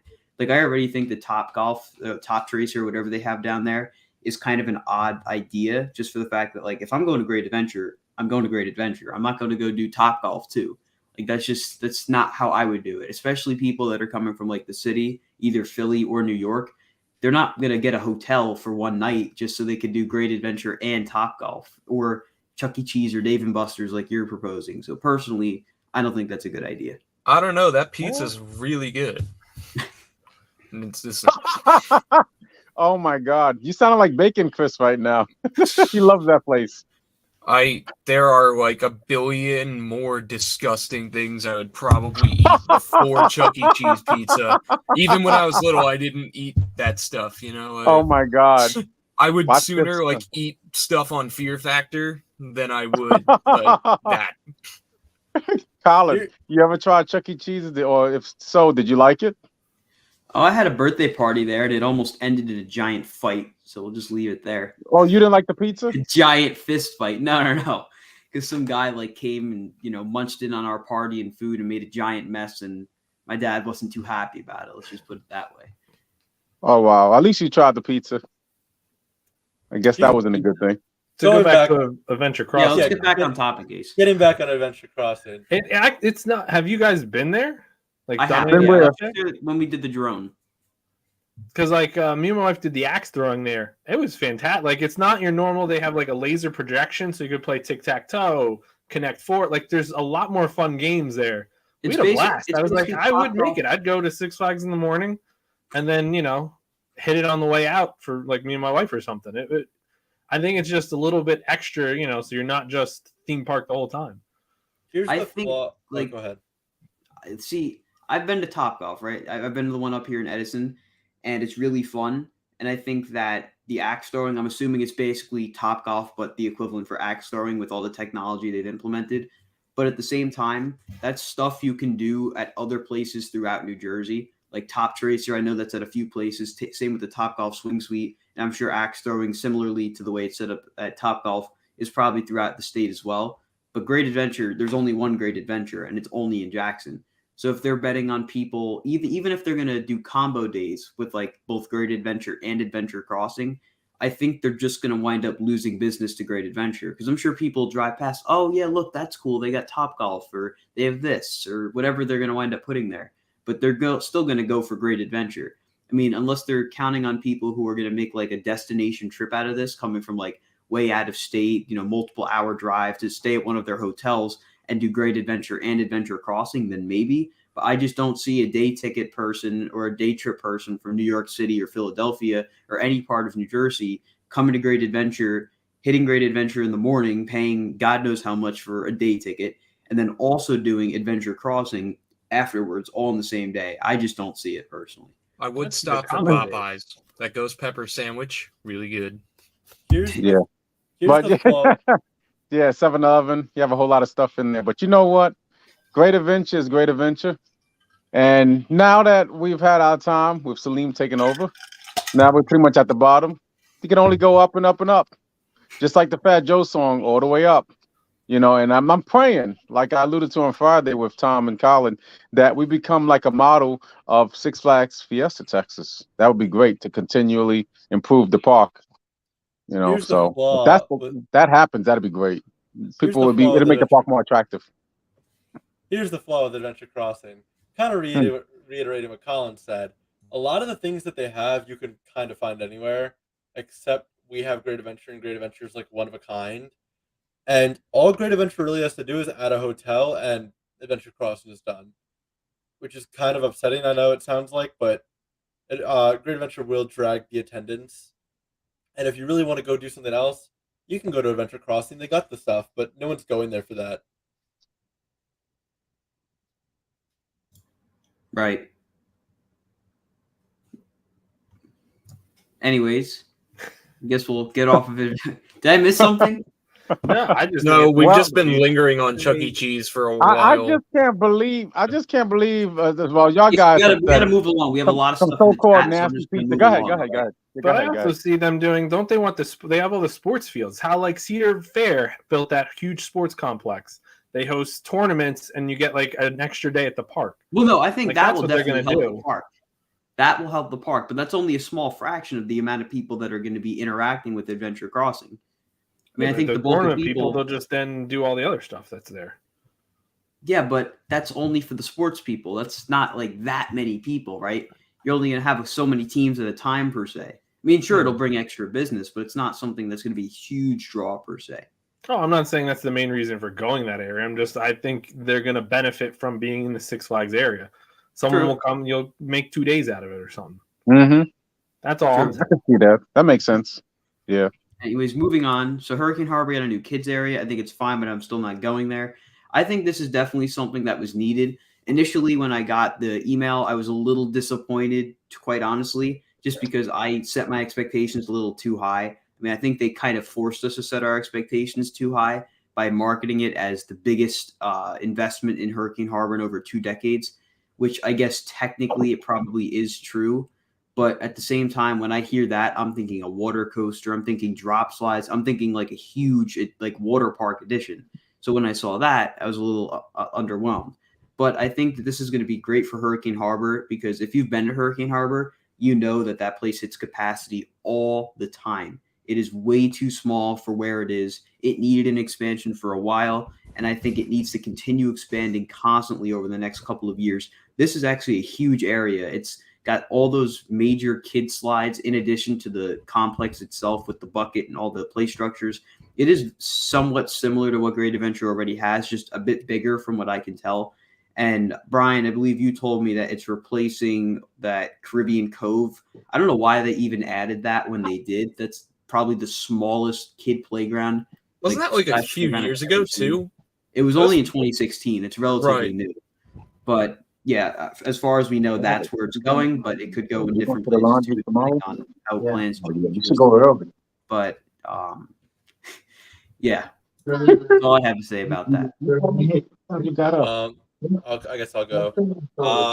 What was I gonna say? I forget who I said this to the other day. What Six Flags kind of did to us with the Hurricane Harbor thing is they're appealing to the enthusiasts, and they know that. And when they're saying things like, "Oh, this is going to be like the biggest edition," we're the ones like that they're trying to appeal to, even though this is not the edition for us. So if they had just kind of dumbed it down a little bit, I think it would have been like we would have appreciated it a little bit more. But I don't know. That's just my 2 cents. Next. That it? All right, moving on. Do you think they'll bring the old Six Flags bus back, but he used to be used for like a pass holder? All right. I think that Mr. Six, it's a mistake that they have not brought him back. He is so iconic. That song is so iconic. Whenever someone hears that song, it is almost immediately associated with Six Flags. Yep. Six Flags, Mr. Six, and We Like to Party are all intertwined, whether they like it or not. And I think instead of distancing themselves from that marketing campaign, they should embrace it, bring it back in full force. I would love to see Mr. Six come back. Yeah. I love it. You just got it. You don't mind me doing a quick rendition of it, right? Go ahead.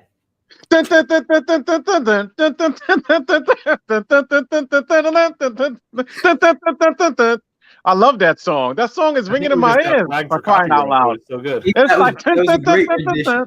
oh my God. I did the best I could. It's been such a long time with the old man. Wow, that was You're awesome. gonna do the dance too, Ace. Oh, I don't know how to dance. No, I don't have that. I'm just chilling now. I went to the Empire State Building, did a whole lot today. I walked the whatever they call the High Line. I did so much walking. I'm just chilling now. But I love that song. What you guys think? You just brought back my love for that song.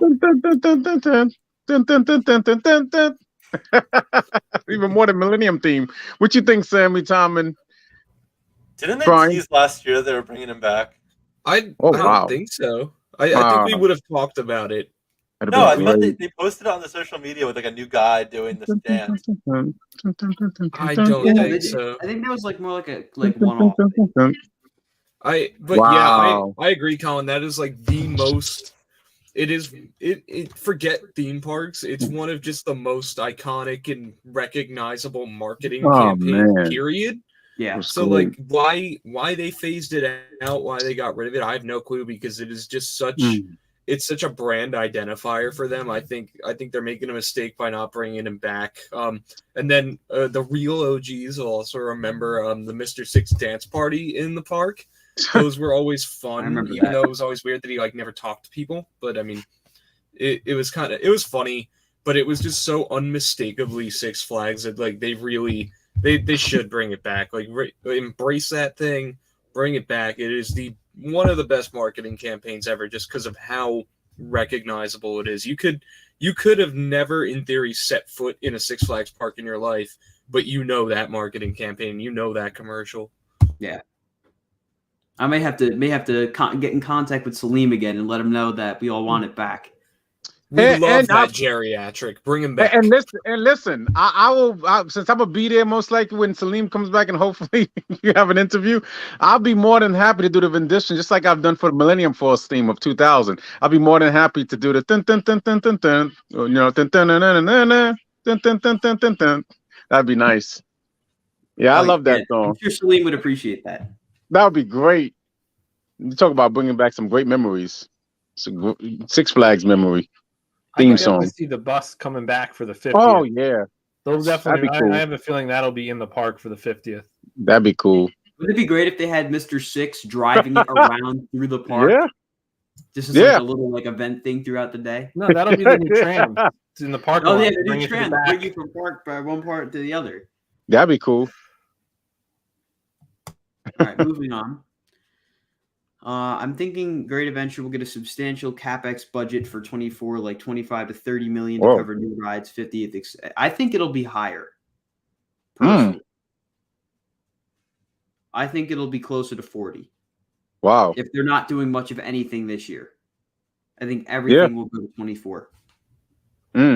Call me crazy, but that's what I think. No, that would cover a coaster, but not much else. Which, if they're going to go all out for the 50 and they want to include a coaster and something else, like a festival show, something, like you'll need a little more than that. But yeah, especially after listening to the earnings call, like I'm sure most of the audience doesn't like, they aren't really paying much attention to the nitty gritty financial details more so than they are like looking for like, oh, what's the next new coaster, that thing. But like the financial details, while like on the surface, like with the attendance and everything, don't look great. It looks like they do have plans to increase that budget, which is very promising. So yeah, don't rule it out.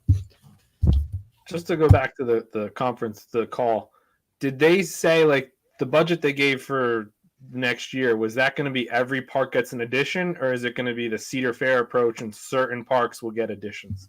Cedar Fair, it sounded like they're planning to put more into rides. So it sounds like the focus of like the past year, 2 years was beautification of the parks. And they said in the call specifically that they feel like they're getting into a spot where they can not like stop focusing on beautification, because obviously it'll continue, but like they can kind of they could take all the budget and like a portion of it that was beautification get put back into rides, which you're starting to see with the water park and family editions. And because that CapEx is increasing, it'll mean they can afford bigger, more thrilling things. But like, yeah, they're starting to shift from like strictly beautification to beautification plus rides, eventually more so like not strictly rides, but you know, like bigger focus on rides. And like few parks get a big thing and like some parks get smaller stuff.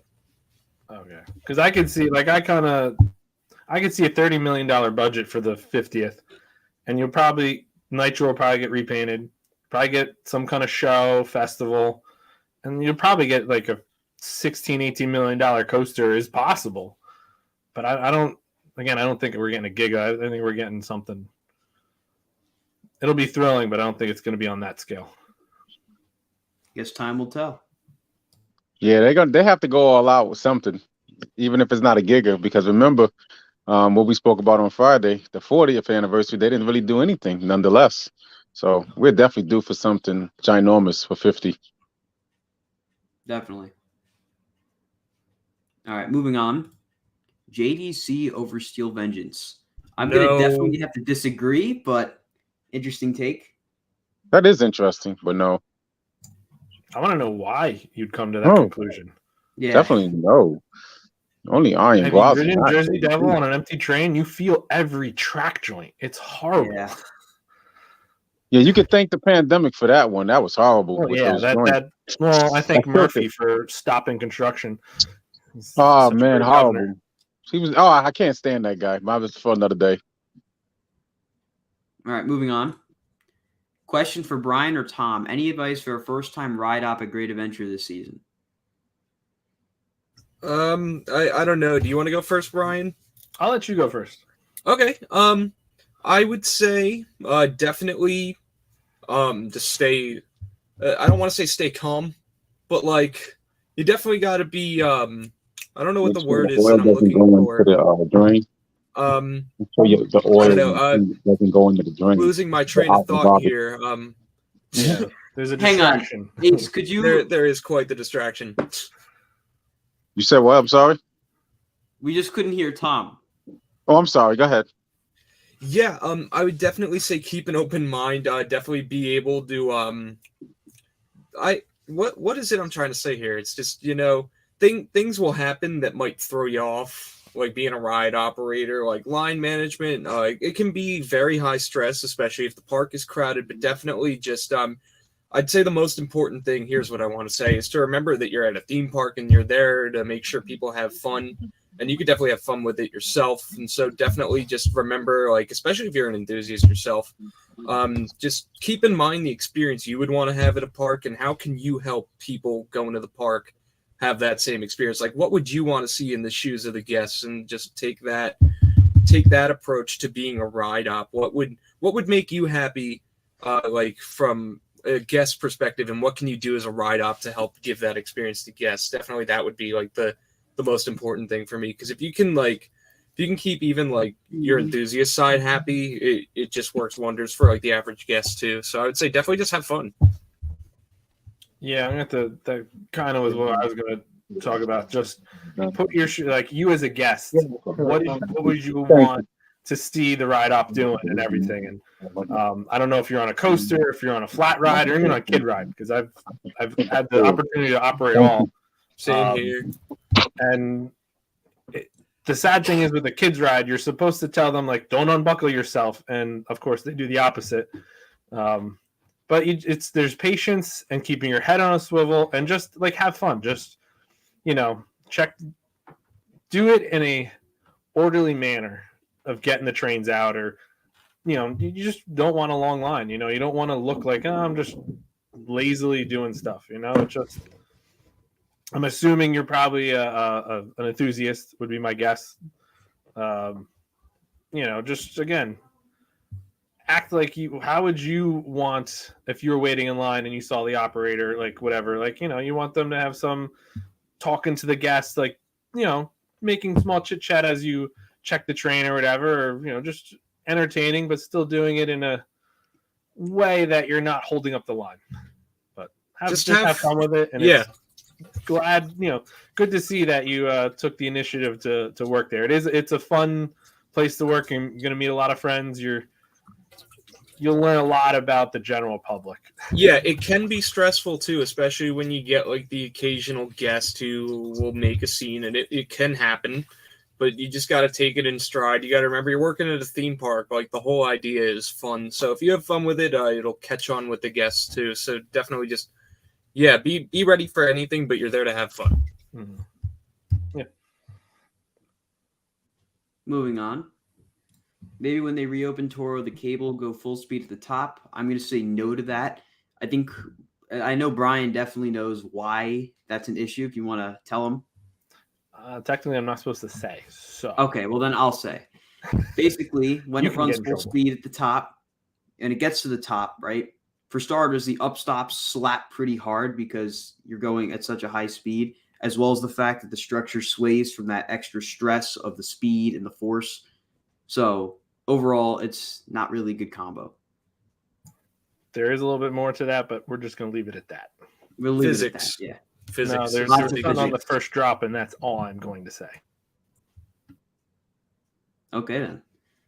Let's see here.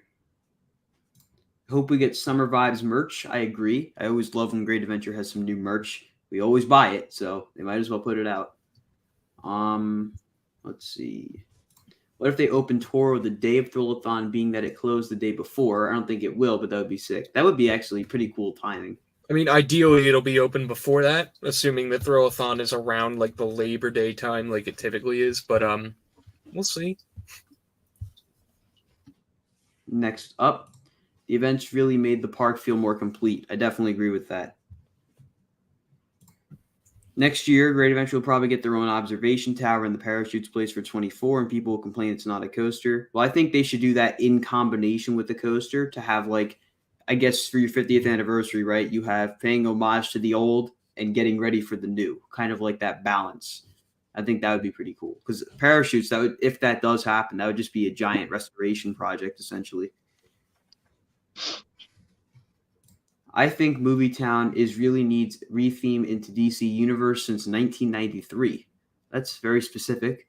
I think it could use the DC Universe tagline, or what they could do is actually properly theme Movie Town into Gotham City and then properly theme Metropolis to Metropolis and have them as one big DC Universe area subsectioned into Gotham City and Metropolis.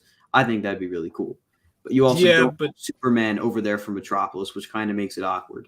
Yeah, that is the big OCD complaint for me, is that even if they don't do that, you still have Superman like way away from Metropolis. Yep. And that will irk me until one or the other goes away. But either way, yeah, I think that area is Movie Town in name only. Like, I mean, Batman has movies. The Dark Knight is specifically a movie. Wonder Woman has a movie. But, like, it definitely is lost on the days of when you had, like, Stuntman's Freefall, Movie Town Water Effect. Like, I wish, like, either bring stuff like that back or, yeah, do some DC something, because it basically is that. Yeah. I think the Gotham, because they have the Narrows Bridge. Like, the bridge is already themed to have them set up. So you might as well just go all in with Gotham, because that crossover going to Justice League, that fake bridge, you have it themed already. Yeah, I'd like to see just one big DC universe with the subsection. I think that'd be really cool. And they also have like that big stadium that if at some point they want to get rid of, they could add like another subsection. So yeah. Ace, any comments?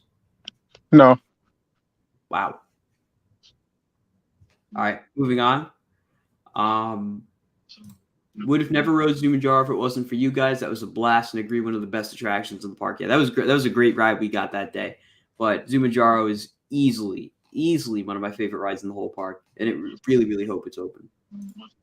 If they added more signage and advertisements, I think Zumanjaro would have a big attendance jump. A lot of people have no clue it's there. I agree with that because people don't really have a good sense of logic when they go to Great Adventure. So they'll see Zumanjaro Drop of Doom, they'll see a drop tower on King Daka's tower, and then get in line for King Daka thinking it's both, which obviously it's not. But people don't understand the difference between the two rides. That's the problem. If it was made a little more clear, maybe, then I think there would be less issue. I mean, I don't think you can make it more clear than like one has Zumanjaro, and like it's still funny how like no matter when both are open, it's funny because you'll be in line for one and people say, "Wait, I thought I was in line for the other," but like you can't make it any more obvious, especially the Zumanjaro line because it literally has the giant overhead sign. But yeah, it's always I always get a laugh out of that. Though what I've always thought is confusing for the general public is the fact that you have Zumajaro's sign perfectly framed with El Toro right behind it. So I honestly, if I was at the park for the first time and knew nothing, I don't think it would be out of the question if you didn't go to Plaza del Carnaval yet to think that Zumajaro's entrance is the entrance for El Toro, just the way it's framed. Maybe. I mean, drop of doom, you see the drop on El Toro from right there, so it's definitely plausible, I think. No, but it goes back to you'll learn the guest population. They don't realize what they're getting in line for sometimes. Reading comprehension is hard. Well, the one day I was operating or I was checking the train at Scream Machine, and this couple gets in, and then in the front row you looked up and you saw the two loops, and she goes to her boyfriend, "Wait, this goes upside down?" And he's like, "Yeah, what were you doing the whole wait?" Like, didn't realize the whole thing went upside down. And she's like, I'm like, well, it's too late. We checked your harness. You're going. that a similar thing happened. My band director, we went on a band trip to Disney World, and Rock and Roller Coaster, you pass by the launch, but it was back turned the entire time. And we get on the thing, we're getting ready to launch. He's like, wait, why are we stopped? It's like, dude, did you not notice we're about to launch? He's like, I hate launches. It's too late now. Yeah. Like, wait, why is there a countdown? Yeah, some people just don't. I don't know. It's like, you drove here? Hey, yeah. You brought your kids. You have kids. What do you feel could be coming to Six Flags Great Adventure in 2024? I think we've stressed that a lot throughout the stream. So once this is over, I encourage you to go back. But events, coasters, etc. Yeah. I just remember. I guess this is back to the past prices. Yes, it did drop. Do you guys think anything will be added to Six Flags Great America in the near future? I'm going to let you guys that have actually been to the Six Flags Great America answer this first. Yes. Because when you look, yeah, they're gonna add something because they haven't added a new coaster since 2019, and that's one of the top parks in the Six Flags chain. So I can see them adding probably one of those new coasters like in Fiesta, Texas, and over Georgia, or something like Six Flags St. Louis. So they don't have to necessarily be a big coaster. So I can see them adding something. What about you, Brian? I don't, because I remember there was a couple kid coasters there. There was like 3 kid coasters at the park. So I don't really see a kid coaster going there. I honestly would think one of the Jersey Devil Wonder Woman single rail coasters. I could see that going to the park sooner than later. Or a big water park expansion, because I feel like they're really overdue for the water park. Yeah, that would be great. Well, they just got a water coaster in 2021. Really? I must have missed my radar. Yeah, they announced it for 2020 and it got delayed. Jersey Devil Clone. That makes sense, the Jersey Devil Clone for that park. I could see a dive coaster going there, something similar to Dr. Diabolical's. Yeah. I could see that too. I personally totally agree that I think a Jersey Devil clone is going to go there. I think they're going to load up the big parks other than Fiesta, Texas with those. It just makes the most sense. It's a good layout. It's reliable for the most part. And I wouldn't be surprised if they already ordered a couple more. So, yeah. Any other thoughts? I'll agree. Moving on. They really need to work on security and guest behavior at some parks, chaperone policies, bouncing unruly guests, line jumping profanity. I mean, what? Sorry. At the end of the day, that's kind of just how everything is nowadays. Anywhere you go, it's not just theme parks. I'm not trying to make an excuse. I mean, it's just, unfortunately, that's the way people act. And I think the pandemic only exaggerated those horrible behaviors to the point where now it's brutal, really brutal. And it's not just kids either. It's adults too that get out of hand too. So it's just a whole big, giant pot of shit, really. Colin's just scared that they're going to add the chaperone policy and he's not going to look. Yeah, you got to wait a year. Working at a theme park, working in the rides department, you do see, yes, to your point, Colin, it isn't just kids, unfortunately. It's people who should definitely have the wherewithal to know better not to cause a scene in public, but it happens. And you can only put the point of the matter is that you can put whatever rules in place, but like if people feel strongly enough to break the rule, they're going to do it. And it sucks that that's an aspect of it. But I mean, yeah, certainly parks can do a little more to at least try as hard as they can to discourage some of that from happening. Yeah, but at the end of the day, it's not the parks. It's like it's a parenting Yeah, that's thing. true. That's true It's too. a parenting thing. Yeah. Society. It's a whole society and parenting thing. If you can't control your kids, well, there's something wrong with you. At the Exactly. end of the day, like your kids should know how to act in public. Yeah, I definitely agree. Well, I got like flashbacks to that day at Kings Island. That was something. That was probably the worst. That was something. That was the worst public display I've ever seen of like unruly behavior in a park, I think. I gotta give it to y'all. Your father told me the story, Colin. Y'all did very well. All of y'all, Chris, you, all of y'all that was there. I gotta give it to y'all. Y'all ignored the crap. It was a bunch of bullshit what happened. But to make a long story, save that for another day. You know. Hey, it's crazy that all these Cedar Fair parks you have to have a chaperone policy from Knott's all the way down to Kings Island or whatever. Yeah, Terrible. it is. It's just incomprehensible. Unbelievable. Incomprehensible. It is incomprehensible. Colin, you should put a poll in the chat. There's been no poll all night. What should I make the poll about? Just about the I 50th. got it. Yeah. All right, I'll move on to the next question. Hey, Collywood, any news on El Toro? You guys want to fill them in? Well, it's a wooden coaster. Oh, you took my joke. I was gonna pull up the Wikipedia article and just read it word for word. I hate you, Brian. It's one of 4 incident prefabs. It has intense G-forces. That's the news. I might add on that El Toro literally means the bull. As you feel the power of the bull-like train you're riding in, you'll realize how this story got its name. That was the Great Adventure website description, or at least all you can see of it, like when you Google El Toro. But yeah. Hey, you want into the actual news with these guys screwing around over here. They're putting some new track on some of the high stress areas, painting the trains, and it won't be open for opening day. Ta-da. It also replaced Viper, which closed following the 2004 season. And that ride also replaced Ultra Twister, which closed during the 1990 something. Which operated, of course, at Six Flags Great Adventure, an amusement park located approximately 20 miles southeast of Trenton in Jackson, New Jersey. But you guys about are that Viper really station. All right, we're really dragging this bit. Was on an angle. Yeah. All right. Moving on. All right. This is a bit of a touchy subject here. What do you think Cedar Point is going to do about the reports of, I can't say that, at the employee dorms? Don't say that word, by the way. We'll get demonetized. I think action definitely needs to be taken because it's a really bad situation that's made the news. It's a bad look for the park. I mean, personally, I think it's horrible that that's what's going on at the dorms. And from what I understand, Sandusky Police Department has gotten involved. It's gotten beyond Cedar Point. So I really hope that whichever horrible people are doing it are going to be brought to justice because it's very unfortunate that that's happening. That is reprehensible. Yeah, it's really, really, utterly repulsive. I'm disgusted. It's awful. I'm disgusted to hear that.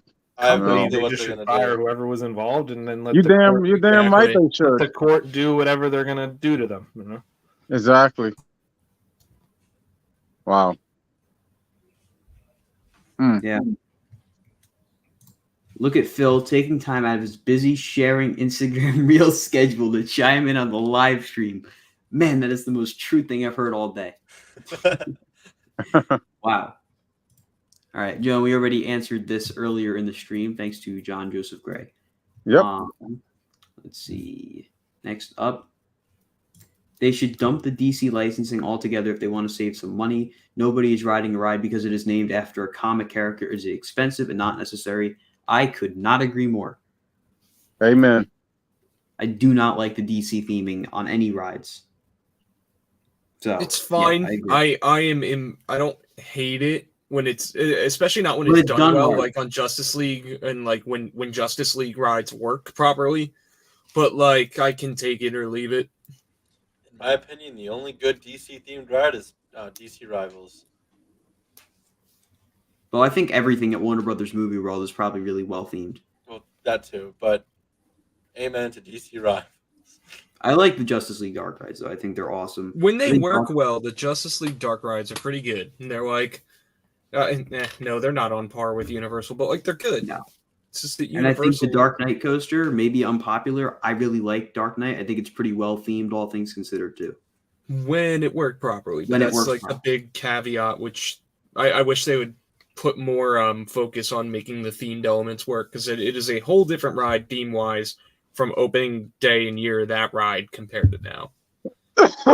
Oh yeah, opening year was It was great. I'm I sure remember- anyone could remember they used to have Joker cards even in the queue and stuff. Like it was like really well done. I got pulled out of school to go to opening day for Dark Knight. It was one of the greatest days of my young life. But no, it was definitely, the theming was cool. You had like the billboards with like the hologram projections and all that. And I wish they would bring some of that stuff back. It was great. But for the DC licensing, they're not from a merch standpoint. They don't need to have like a Nitro shirt. They just generic Batman shirt, and like it covers the ride almost. Like they don't need, like they're gonna keep it because they could just have all this generic DC merch, and it sells still. It sells at the park, so they'll keep it around because at the end of the day, they do make money off it. Now, I do want to jump in here with one of my own questions, specifically more for Ace, because I know Ace always has big plans. What is everyone's upcoming trip plans that you can confirm to the audience about what parks we're going to be headed to? Ace, you could start because I know you have big plans. Number one, certifiably, is definitely Coaster Stock in Kings Island.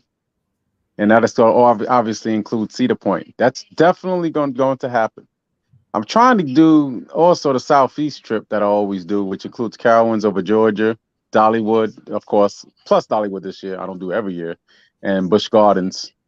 And if Cottoland opens up their tilt coaster, I'll do a Texas trip too. But right now, Ohio is definitely going to be done for Coaster Stock in May. Did you have plans to go to Europe as well? That's a possibility too. I just have to confer with your dad and see what dates they're going to be, because he said he was speaking to Ken about that when I last spoke to him. What parks was that going to be again? Oh, I know. I'm definitely I do one because of course I can't stay away too long. I'm definitely going to do, what is that, Energylandia? Hopefully that's your first park. I want to do Energylandia in Poland. Right. So I'll do that. It'll be good, because that's the bucket list park with Zadra. Yeah, definitely got to organize a big trip. Get myself, Sammy, Tom, Chris, Brian, Bob, my dad, Chris, Ace. Be really good. Mm-hmm. Yeah, make sure you got your passports, guys. I yeah. really forgot about Jack for a Yeah, second. yeah, mine's Jack, is good too. Mine's is good. Yeah, I'm ready. I'll probably scrap Texas if that's the case. As for my trip plans, lots of new roller coasters opening up this year. Got to hit at least one. So Shadow Stalker, here we come. Getting ready. Yeah. Let's go. Definitely. Yeah, I can confirm that for myself at least. Shadow Stalker. I don't know. I'd like to target one of either New England or America for a return trip. Probably New England, just because I've been to America more. I like when I went to school, I was like an hour and a half away from that park. So every year since I want to say 2020, I've been to America. We obviously did the New England trip in 2021, but I wouldn't mind revisiting that park. Yeah, I just told your dad. I just told Phil that. Yeah, join us. I even said Tom can join us. You know, YouTube perhaps Brian, the family. Yeah, I said all four of us plus more. Ace, thanks for the invite. Thank you. I appreciate it. I had mentioned that we haven't gone. We've never been to New England, you know, all together. You know, that's a park and it's so close compared to the other ones. And you too, Tom. I know you will love it. You know, but it says powerful top two. I don't know if I can. I don't know if I can stomach Sky Screamer again. That is probably my limit. That was insane. You want to do Extreme Flight on that? Hell Oh, no. that'd be amazing. That What would be about awesome. I couldn't. I imagine would that. pass out. I would probably pass out. You know what's crazy about Skyscreamer? Brandon and I went on. You ain't gonna believe this damn thing. The damn thing was going backwards. We were spinning at 400 feet in the air. It was crazy. What you Yeah, think they of do that, that for guys? You Fright think it was Fest. scary? Huh? They do that for Fright Fest, right? No. What happened was we were going so fast, it was going backwards. It's fun to go backwards. It was it was crazy. Oh, you mean like the chain would? I know what you're saying. Like you don't Yeah. exactly go Oh my backwards, but you can God. I get was like. I was petrified. I'm like, what the hell's going on here? I Brandon went was on loving Wonder it. Woman, the Starflyer at America during Fright Fest Jeez. the first time I went backwards, and that was pretty intense too. Yeah. You like that idea, Colin? Yeah. How about All you, right, Brian? we got to get back to some of the viewer questions, guys. So we're going to move on. Sorry, Okay. Brian. To if Great Adventure does the Giga Coaster for the anniversary, I will be expecting some record breakers for the future Giga. I agree. I think it'd be tallest, fastest, the whole shebang. So yeah. I'm struggling to see how they can get a big coaster next year if Salim wiped the board when he came in, because there's a lot that goes into a big new coaster. Well, he definitely didn't wipe the board per se, because Magic Mountain and Fiesta Texas still squeaked their additions in. So the real question is how much was planned and how far along was the stuff that was planned when he first came in. Like, for example, if they had put a down payment in on a coaster, say it was a pretty sizable down payment too, you're not just going to can it and then eat, say, $1 million, $2 million, whatever it may be. So it was probably, if that's the case, it would probably just be worth it to go for it. I don't think he wiped the board. I think he just pushed the board back a little bit. Right. If anything, because I think he was on the train of, let's see how far I have to push this back until I can kind of have my own vision of where this is going to fit in my plan. So I doubt he wiped the board. I think everything that was planned is still going to come. Yes. Absolutely. And remember, guys, I don't know who was there on the chat that when I alluded to this, you're looking at a 5+ year plan when it comes to any type of coasting planning. So you can't just can something. Remember, Salim just got in 2021. So this was planned long before he even got here. Right. So yeah, but it comes down to if there was a payment done, it'll happen. If there's no payment, then it's not going to happen. Yeah, there's a huge chance that it was a payment, as per John, perhaps. Let's see what happened. I don't know about that. All right, okay. Moving on. Let's see here. I'm going to skip past some of the odd stuff. Let's see here. I think Great Adventure should get an Intamin 600-foot tall coaster. That will never happen, unfortunately. Can you imagine? Oh my God, that'd be a maintenance nightmare. I would love to see an SNS Scream and Swing come to some of the Six Flags parks. That'd be really nice. Yeah, I definitely agree with that. I concur. I think Falcon's Flight will be the only coaster ever to hit that height, if it even happens. That's going to be an interesting thing to watch. Did groundwork start for it? Yes. So I'm hoping they do Gray Supports Blue Track from Nitro Repaint. I agree. I think that'll look really, really nice. Let's see here. Just discovered I was given moderator powers. In that case, I should be able to move my comments higher so they get mentioned earlier, and I can leave looking at Colin's face much sooner. Well, if you want them to get viewed earlier, you can just buy a super chat. There's always that option. Anyways, I honestly wish they'd put a Blitz coaster instead. I don't disagree, because personally, I would love to see a Velocicoaster style coaster at Great Adventure, because I absolutely love Velocicoaster. Pantheon's great too. And of course, Maverick and the older gen Intamin Blitzes are great. And I think Great Adventure really is missing a multi-launch coaster of that scale. And I think it'd be very funny if they called it Alpine Blitz. Brian, it looks like Or you're Alpine itching to Blitz. say something, so go for it. Go ahead, Brian. No, I'm just Intamin with these Blitz coasters, though. Velocicoaster's burning up wheels. Pantheon going through some wheels issue, and the structure's taking a beating. I think Intamin is a lot of parks don't want to work with Intamin because the maintenance upkeep on them is quite high.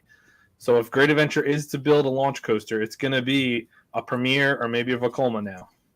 You just stole the words right out of my mouth. I was just about to ask you, what about Vekoma? Yeah. It seems like it's been a great success overseas. I'm glad you told me that, because I was so high on the two great Intamins for all of us as enthusiasts to love them, from Velocicoaster to Pantheon. But this is a huge disappointment. So Yeah, I could see Vacoma. That'd be nice to bring one of them over here just to see how it would be in America. Like the Intamins Wow. are fun, but it's just the maintenance upkeep. Like Yeah. Universal could pay for them. A park like Great Adventure is not going to put the money into maintaining an Intamin ride. Like they have Kingda Ka as a nightmare already. They're not going to take on another one. Yeah, and doesn't I-305 have literally a sprinkler at the station just to keep the wheels cool? Unbelievable. Yeah, but Velocicoaster on the brake one, they added the wheel coolers too. Yep. Wow. To try That and is help with their terrible. wheels, and they're still eating up wheels. What about Maverick? Maverick, I don't think has them. Maverick is doing great, right? Overall, not being a maintenance nightmare. I don't know too much about completely the replace a CFO track part. segment on it. Wow, there's always something with Intamin. Damn. All right. Anyway, we're gonna move on now. If Dorney is getting a dive and Great Adventure is not getting one, that's not necessarily true. If Great Adventure and Six Flags plan to dive for Great Adventure in advance, then who knows? Maybe both of them will wind up with a dive. You never know. That'd be really weird. That would be. Yeah. I'd feel bad for Dorney because Great Adventures would definitely be bigger, and it would kind of just make Dorney's look insignificant, unfortunately. And you could forget about Hershey Park getting one then for their next because they have a B&M package with Candemonium. Moving on. Okay, random shot in the dark, but all the premier spaghetti bowl coasters will be defunct or retracked within 12 to 15 years. That would also be thinking that Mr. Freeze, both Mr. Freeze coasters would be gone by then too, because they're basically all tied together. I mean, they're definitely old. They definitely have their fair share of issues, especially because their limbs, they use a lot of power. I don't really know if the track would be the issue with them, though. What do you guys think? This is actually an interesting one. I don't know about them being defunct. Haven't both of them like either now or like within the last few years gotten like extended maintenance? Both of what? The Mr. Freezes? Well, this is referring to both Mr. Freezes plus Poltergeist Fiesta Texas, Joker's Jinx, and the two Filet of Fear coasters. Oh, right, yeah. But both Mr. Freeze coasters get constant maintenance though. Yeah, so I think I don't know, 12 to 15 years. I mean, those will definitely probably have the longer lifespan. I mean, as far as I know, at least like Joker at America is in pretty decent shape. It's riding well. It seems like it's all right. I don't know. Right. I really couldn't tell you. I think Poltergeist just got redone, so like I think that has another at least 20 years in it. Yeah, they're very strong. Mr. Freeze, yeah, they're gonna last longer than that. Nothing's like Chiller, thank God. You know, these are the antithesis of the Chiller coaster that we once had up to 2007. Moving on. Let's see here. They should put signs up where old coasters used to be for the anniversary. That would actually be so cool. That is brilliant. Really good idea. Really, really yeah, that good is a great idea. New president of Great Adventure here. Gotta get him over there. That'd be nice. You'll have Chiller signs, Lightning Loop signs, the Great American Dream Machine signs, and especially Rolling Thunder. You'd have Ultra Twister Viper. You'd have Ultra Twister Viper and El Toro all stacked on top of each other. That'd be so sick. That's a good one. Or they put them like next to each other, like on like the sides. Yeah, that'd be sick. So sick. Wow, that's a good one, Colin. There's another thing down here that actually, we all kind of forgot about it for a little while. But whatever happened to the horse, Medusa's horse? Oh yeah, forget about it. Well, I think Gabriel was the one pushing for that.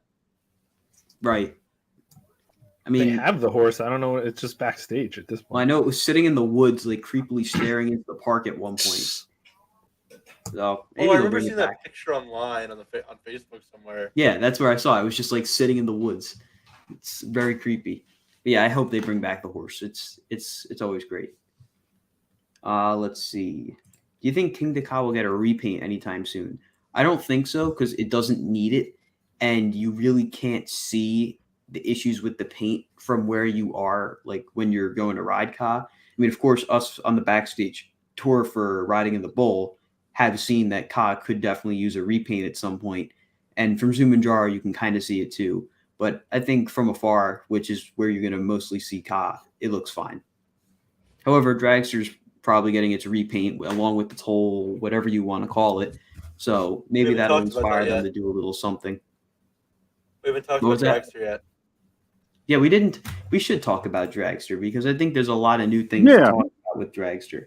So, Go for it. There's like what do recent you pictures guys as of think today they're doing too. with Dragster?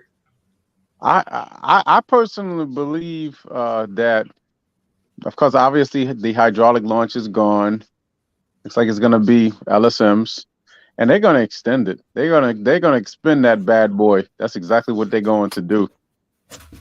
And hopefully they don't abridge the trains. They keep the same amount of seats because you don't want to mess with the capacity. Yeah. I think the spike is happening. I think that's I don't want to say it's confirmed, but Yeah. I think we've seen the Iron Dragon supports getting taken out, and they said the track work was just rewelding, but they took out the supports too, and that's never happened. So that's kind of weird how it's like all in the same area. That'd be the weirdest coincidence if it was a coincidence. But I think the spike is definitely going there. I think it's gonna bridge at least, or like Iron Dragon's either gonna go under the spike or like something's gonna happen with that. But I heard an idea today, and I would be totally down for it if they did something kind of like Fury over in Europe, where you like pick which way you want to start. So like you're either like turn forward or back. I think that'd be so sick. As for whatever they're gonna do after the top hat, it probably might just be a little hill, and that's gonna be it. I don't see them actually like doing anything crazy. But I'll leave that up to you guys. What do you guys think? Brian? I think it'll probably be you'll come out of the station, do like maybe a little something, almost like how Pantheon has that beginning part, and then the quick switch track. Then you'll go in. There'll be a spike. I think there'll be a big spike, and then enough to get you to go up and over. But the thing is, if you notice in all the photos, all the columns for the supports are there on the brake run. So if they were gonna like put a hill in or do something after the tower, they would have took the columns out.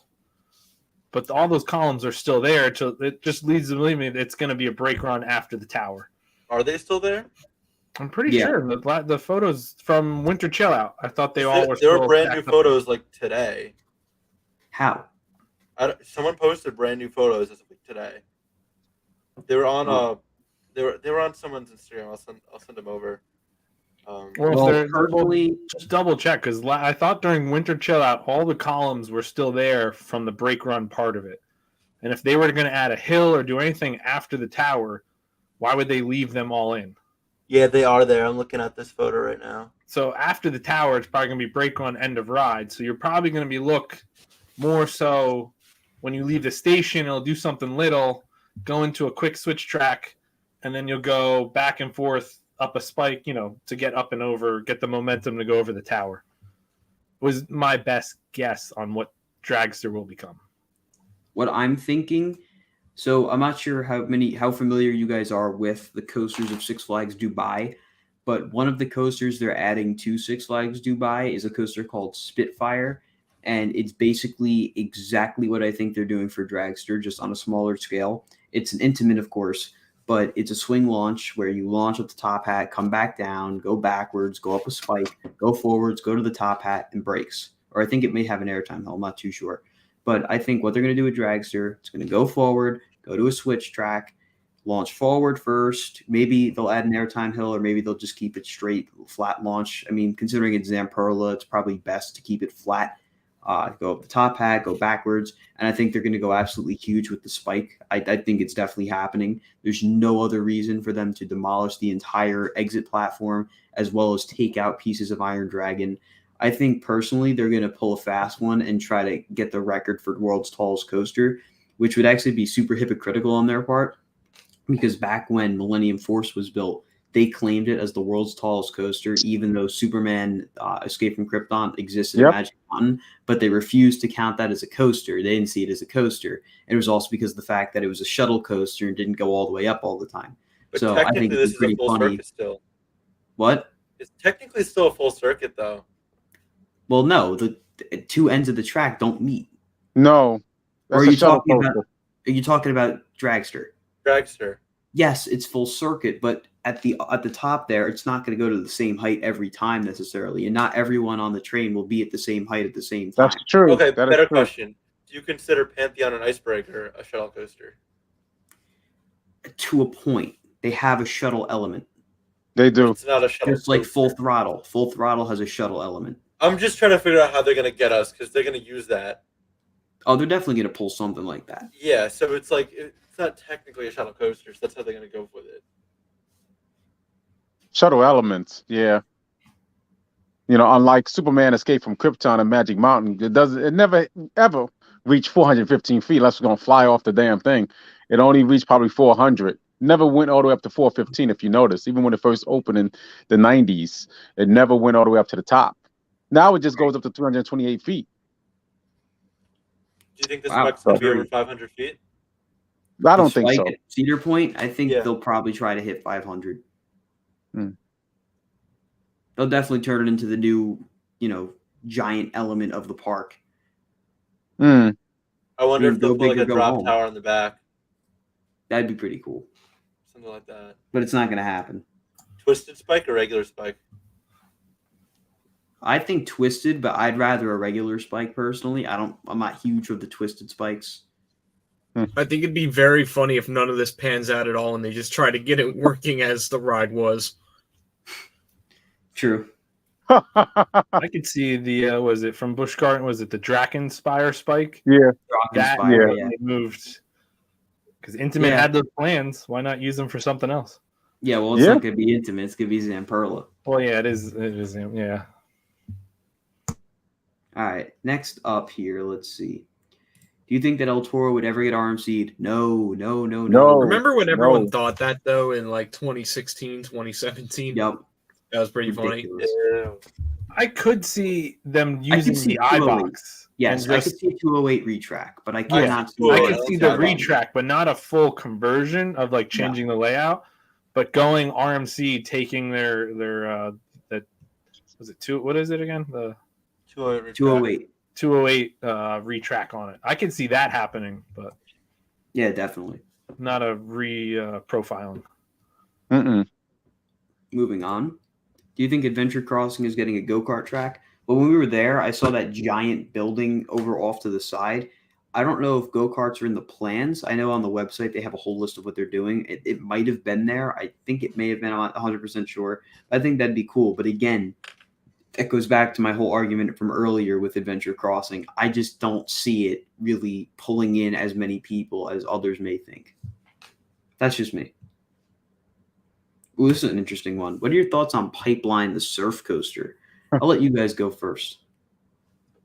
I'm excited to see what's gonna happen because it's all gonna really come down to the test runs. I can't say anything up to this moment. I think it's an interesting concept how they're bringing up back the stand-up coaster, but to my eyes, they fixed every problem. So let's see if it generates any more problems or it's gonna be a perfect ride. I'm guessing. Excuse me. Cautious optimism again, I guess. We'll see how it works out. I honestly haven't done much of my homework on it. I don't know. Hopefully we'll get to ride it soon. Yeah, it looks interesting. I'm dying to see how the flexible lap ball is going to be. And hopefully that takes the brunt of things as opposed to when you're on the regular stand-ups, which are very uncomfortable in the midsection. I think it'll be all right because I remember, I don't know if it's European IAPA that like B&M did interviews just on stand-up in general. The stand-up was never, wasn't supposed to be more than 100 feet. It wasn't supposed to be like these crazy layouts. Like the fact that it is a little bit taller, but all the inversion, everything's like spread out. Like the inversions are really long. Like the G-forces aren't there. So the uncomfortableness of some of the bigger, like Green Lantern, it shouldn't be there. Like it should be a decent coaster from everything's drawn out and it's not crazy tall. So it should be a decent ride. I don't know. I have a positive outlook on it. Yeah, I like the launch aspect. That's going to be interesting. I'm looking forward to it. Perhaps when I go to Disney or who knows, but I will get out there. All right. So me personally, I think Pipeline is probably one of the strangest coasters being added in the past like 10 years. It's trying to be two different coasters at once. Well, three really. It's trying to be B&M's take on a Blitz, but it's totally missing the mark in my opinion. It's just not extreme enough. And because it's not extreme enough, it also seems like it's trying to be a family coaster. But at the same time, it's a whole new restraint type stand-up coaster. So it's this weird mix of family thrill with a new seating position. I'm really intrigued though. I really want to ride it just to know what it feels like because I'm personally a relative fan of the stand-up coasters they already have. I like Green Lantern and I like Georgia Scorcher. Vortex I'm not huge on, and Apocalypse was okay. But I don't know. I'm really intrigued by it. I'm excited to see what they wind up doing. I think it's pretty easy to though, like to like kind of like envision yourself and like how it's gonna feel. Yeah. Like on the ride. Like I don't think it's gonna be that confident. Like it doesn't. I don't think it's gonna be anything too crazy. I don't think they were going to be a Blitz coaster. I think they were just trying to try something new, bring back a concept that's like kind of dying because all these parks are converting them to floorless anyway. They want, and that's what the first B&M was a stand up. So they're trying to go back. I think they're just trying something new. SeaWorld went for it, and we're going to see how it does. See, but I don't know. In the original concept art they had for the surf coaster, it had Blitz-like elements. Like it originally seemed like that was going to be B&M's version of a Blitz coaster, and it has the launch aspect too with it. Like I don't know. If it originally seemed like they were going for a Blitz type ride, but from B&M. B&M was branching out a little bit, but I don't know. I think it's got a weird layout. The second half of it honestly looks ridiculously tame. So I guess we'll see how it pans out.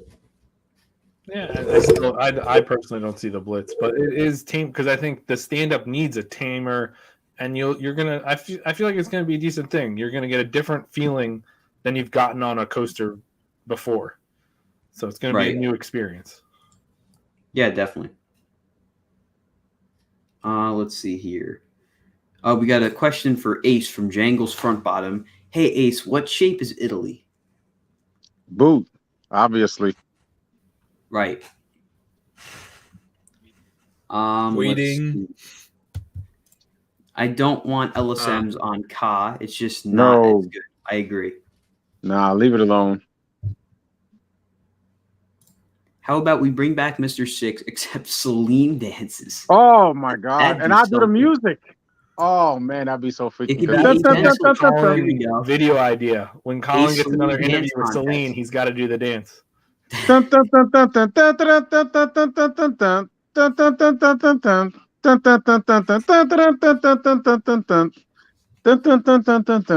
Six Flags. Oh my god, it'd be so cool. See Salim dancing. Oh my god. Premium experience. Wow. That would be so cool. You got me started with this dance. The six. So cool. Yeah. So awesome. What's the current Capex budget? Because 40 million seems crazy. Tom, I'm sure you remember better than I do. In my notes to you, I wrote whatever like the exact figure. I think it was like 170 million, right? Yeah, I know they're trying to increase it to 200. Yeah, give me a second on that. Yeah, I'll find it eventually, but okay, here we go. Capex is 112 million, expected to increase to 150 mil this year with amenities, and then up to 150 to 200 mil for 2024 to 2025 for notable attractions to all parks. Right. I'm sure if you dig hard enough in the transcript, you'll find exactly what was said, but that was like me listening and like typing as I went, whatever was said. Right. Next up, from Six Flags Fun, is Great Adventure having a chance to get Mac Power Splash like Six Flags Over Texas in the future? So originally, I was pretty in favor of this because I love water rides, and I think Great Adventure already has a really good 1-2 combo of water rides, and this would be a really cool one. But it really doesn't work at all parks because it's much more of a summer attraction, and to spend that kind of money on a pretty big not necessarily maintenance simple ride just for it to only work as it's intended for so many months of the year. I don't think that would make sense up here. I mean, granted, it's not like it's like summer in Texas right now either, and they're running that because it's opening. So maybe, but I don't know. I think it would be cool. I always thought it would be cool. I just don't know where they put it. I think it could work at the park for sure. And I would actually put it, you'd have to move one of the haunted trails where the old, when Balin's Jungle Am, the water, if That'd be you really use cool. that where the spike would be, and then the rest of the coaster would go out towards Zumanjaro's, like the station would be about Zumanjaro's entrance. Like you use that stretch, kind of like that plot of land. You got the water hookup right there. That'll be your splashdown. Would be where the old the water playground from Ballins. I think you could fit a decent thing in. I think it would work because you got Congo Rapids. You do have the hot summers. You do need another water attraction. You lost water effect. You might as well build that. That would be a perfect addition, really. Honestly, I'd love to see them even do the model with the vertical loop. I think that'd be sick. Oh too. yeah, you can go crazy. I'd love to see them call it like the Golden Kingdom Moon Shoot or something like that. Like give it some history. Well, yeah, give it an original. Name it some like River Otter or something. Well, they had the old water ride called Moon Shoot. All you got to do is give it some. But I would put it there because you have the water hookup is from the old water playground, so you might as well you can use that for the water basin, your splashdown. Right. Yeah. Yeah. This is all made Huh? No, go ahead. I would say this is all made possible because we once had the Splash Waterfall / Movie Town water effect no longer in existence. And yeah, that would be a great one because we've been longing to replace that ever since we lost that. You could also do it near the lake, kind of like how Wallaby Belgium does it. They have that big stretch. Yeah. But then there's also flooding issues. Yeah. I was just thinking you have the water hookup, like that logistics. The water's there, so you might as well just tap into what you got. Very true. Actually, now that I'm thinking about it, Brian, I could perfectly picture like maybe like an orange color scheme or green or something like that, and you're walking down Wild Walkway and you just see the spike right there. Like I could definitely picture that. It would work. I could be a good area for that. Yeah, I definitely wouldn't be opposed to that. Moving on. What upcharge attraction at Great Adventure could get removed? I'm going to say without hesitation, the go-karts. Yeah, me too. Yeah. Go-karts. I concur. I could see them moving slingshot too. I could see it too, yeah. Daredevil Dive, though, I don't think so. Yeah, I don't see a lot of people. Go ahead. No, you were going. Okay. I don't see a lot of people going over there.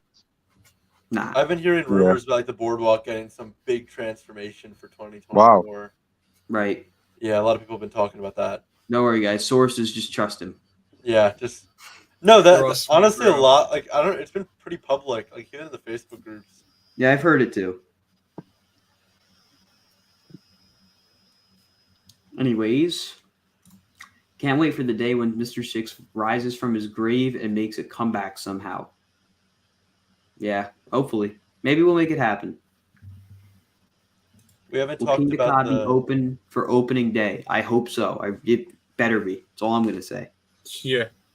We haven't talked about the Six Flags America like teaser for the new ride. Honestly, I think it should be very similar to what the other Six Flags water parks are getting. Probably. Maybe a water coaster if they're lucky. They might get something because they took out the drop slides that were there. Yes. So if you're taking out an extreme water slide, wouldn't you want to put another? Again, who knows? But I just feel like you're really shafting people then if you're taking out extreme and doing that. Yeah. Well, they did that at Great Adventure. They took out King Cobra and replaced it with a little tiny pool. Yeah, King Cobra. That was other reasons. The sting kind of made them do that. Was it done? All right, moving on. Heard some rumors that Great Adventure may go year-round operation soon.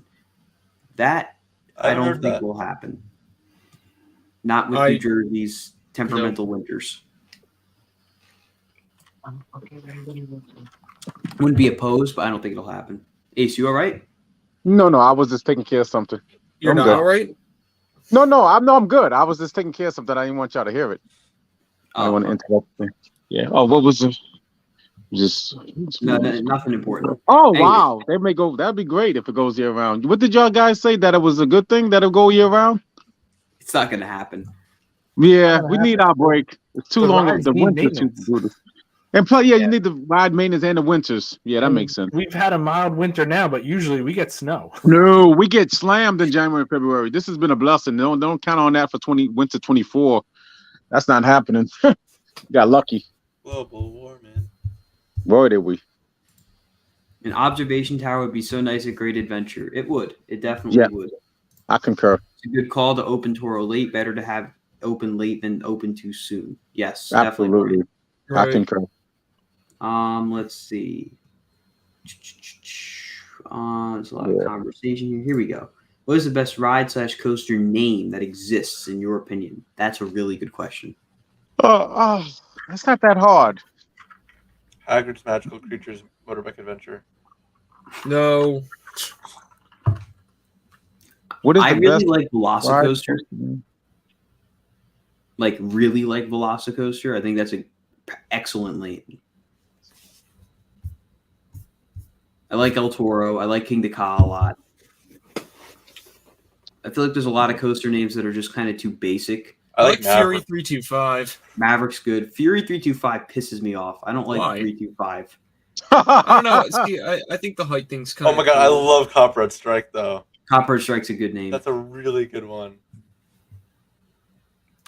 I like Copperhead Twisted Strike's got a good Colossus. name, but Volcano Colossus. had one of the best ones.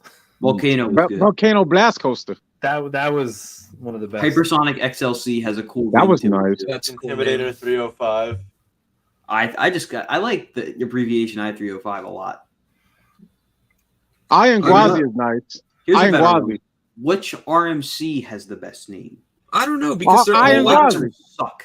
they're all iron twisted or steel something. And Outlaw to Run, me, that's the no thing question. I hate the I most. think You Outlaw know what's Run the or best Lightning one? Rod. I like Lightning Rod too. Lightning Outlaw- Rod. You just my god, you just stole it out of my mouth. I was Yeah, about to say Outlaw that. Run or Lightning Rod. Outlaw Run and Lightning Lightning Rod is That one nice. run.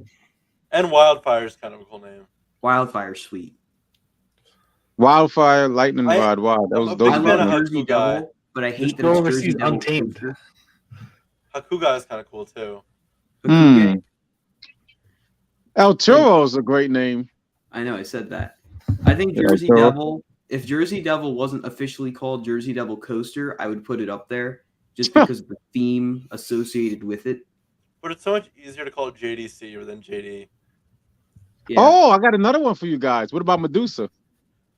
Eh. Eh. I don't know. I think my favorites have to be Velocicoaster and King Ka. King Ka is great. Velasco is a good name for that. Yeah, that was creative. Also really cool. And then you also have what about Full Throttle? Eh. Magnum XL 200. That's a cool name. And what's that other coaster? Oh no, that's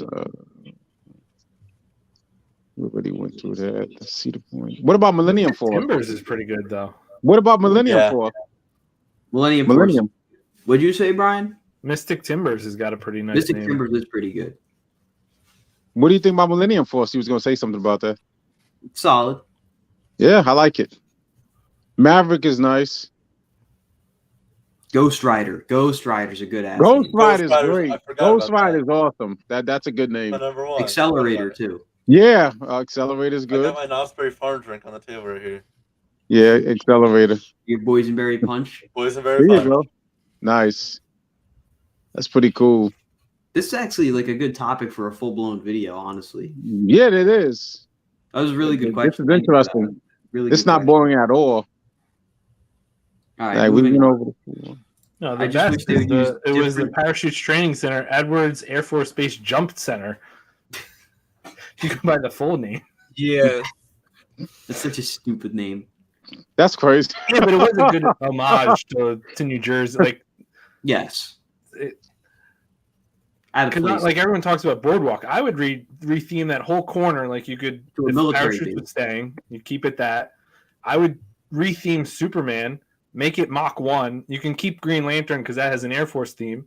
And in the center plaza, you put like a POW or something, like a memorial to like the Air Force or something. Like you Right. really could do a lot that shows like the history of what we have here in New Jersey. I saw a Right. really cool, like someone made up like a kind of like a like whatever like logo, like a fake logo. They called Superman Mach 1, and then under it said the right stuff, and it was so cool, like the way they That is did it. cool. Oh, it would be better because then you don't have the whole like Superman's out of place. You retheme that. Like I said, Green Lantern, it's still kind of Air Force themed, so you kind of keep it up there. Yeah. Yeah. Moving on. I just wish they would use different DC characters instead of the same ones. Yeah. I would like to see some more obscure one. Like, how come there's no Martian Manhunter coaster? Or the joke there you have Batman's whole rogues gallery and they barely use anything from it. Remember when that There's a fake lot thing of was cool going stuff. around for Magic Mountain, and they called it like Martian Manhunter, and it was like a Vekoma tilt coaster? Yeah, I remember that. It was weird. I still think Magic Mountain made a huge mistake not calling Wonder Woman the Joker. I mean, it's right next to Batman. Do you think how cool a Raptor would look with Joker colors? What would you do? The supports purple and like the track green? Like how would you? I would do the track. Probably. I do the track green, and then the supports like a gray purple, like a really deep purple. Deep purple, you say? Deep purple, like eggplant. Or what if the top of the track was purple and the sides were green and the supports were black? Well, I think that would look Six very Flags weird. price range right there. Yeah. But it would look sick. Yes. All right, moving on. Great America needs something. Wait, Great America doesn't have a Giga Discovery? No, they don't. Oh, No, they they don't. definitely need one then. That should be a giant Discovery or Giga Discovery should be at every Six Flags park. How did I forget about that? That's like the one thing that I wouldn't mind if every park had. Yeah, because they're all amazing.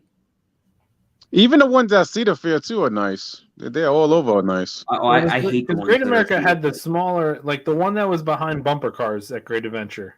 They had that one was still there. I know. Yeah, you're Oh, right. Yeah. I They remember had that the one. smaller Yeah, one yeah, I remember that one.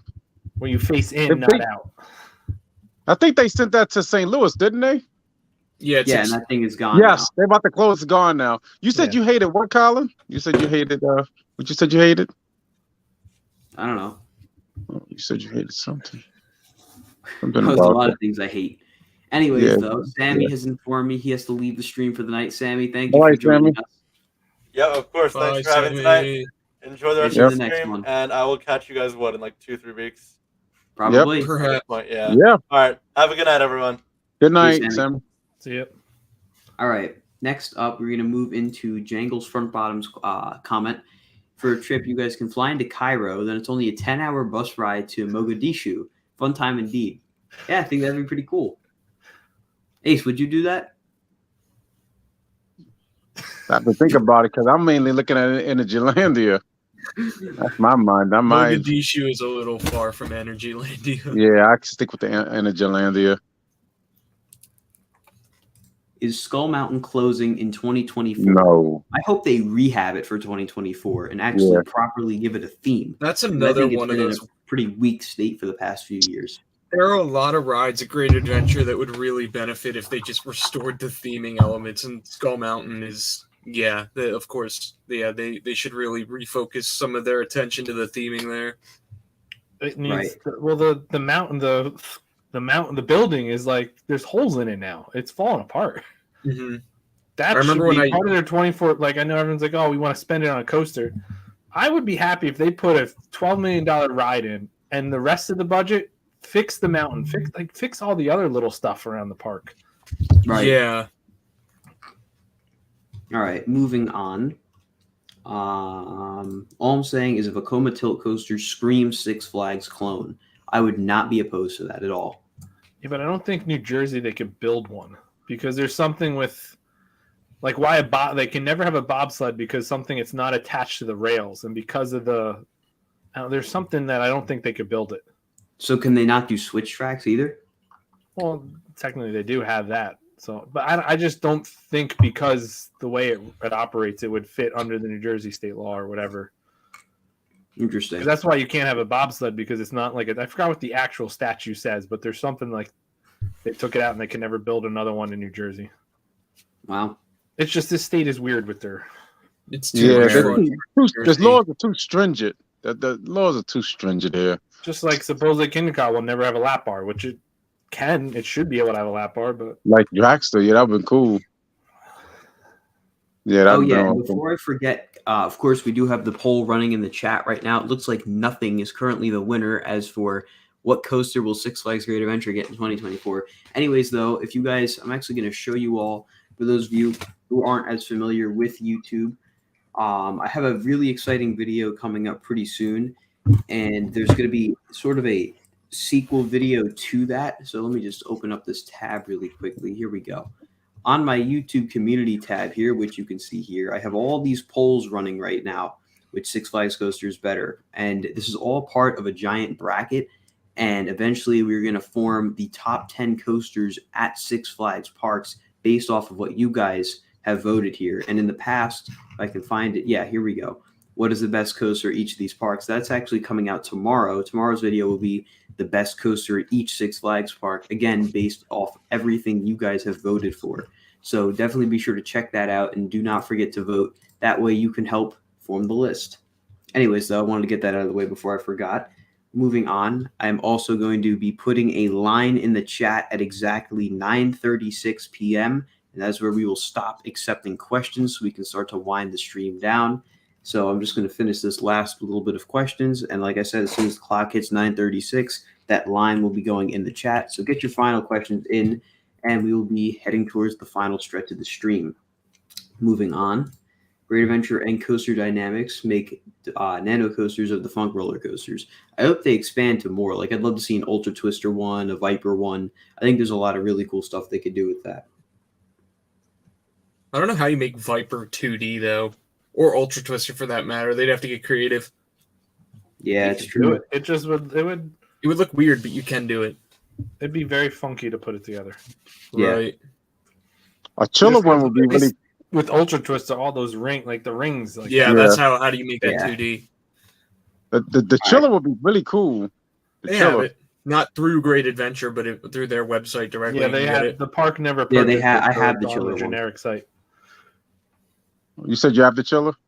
Yeah. Oh, cool.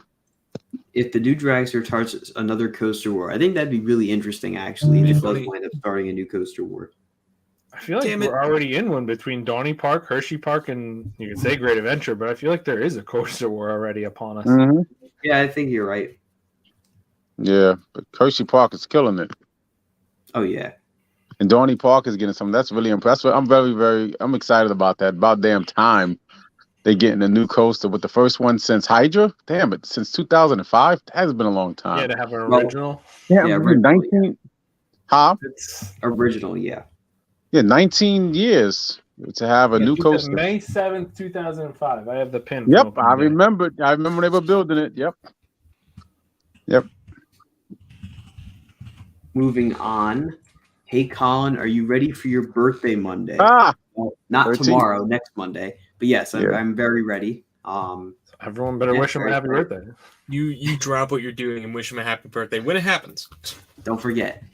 Very important Don't you day. dare forget. The most important day of the month. He's yeah. finally a teenager, right? Yeah.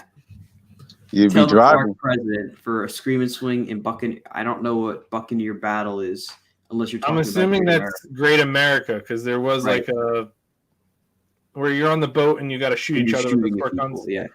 There was that at Great America, so I'm assuming this is what he's talking about. Mm-hmm. That would be my guess. What do you guys think will be the next big coaster model, like how popular hybrids and hypers were? I think the Vacomas will start to make their spread into the U.S. and just be everywhere. The RMC Raptors, maybe we'll see a few more of those go up. I could either see some Zamperlas. I'm waiting to see these double hearts. I could see them blowing up. And the Vacoma stuff. I could see that getting now that Dollywood invested, once everyone sees how that does, I bet you that's gonna blow up now. Bacoma. I'm surprised there weren't more Premier Skyrocket 2s, honestly. Yeah, that's interesting. Yeah. Let's see. Next up, Yeah, I'm not do surprised. you think American Eagle will ever get RMC? I think eventually it will.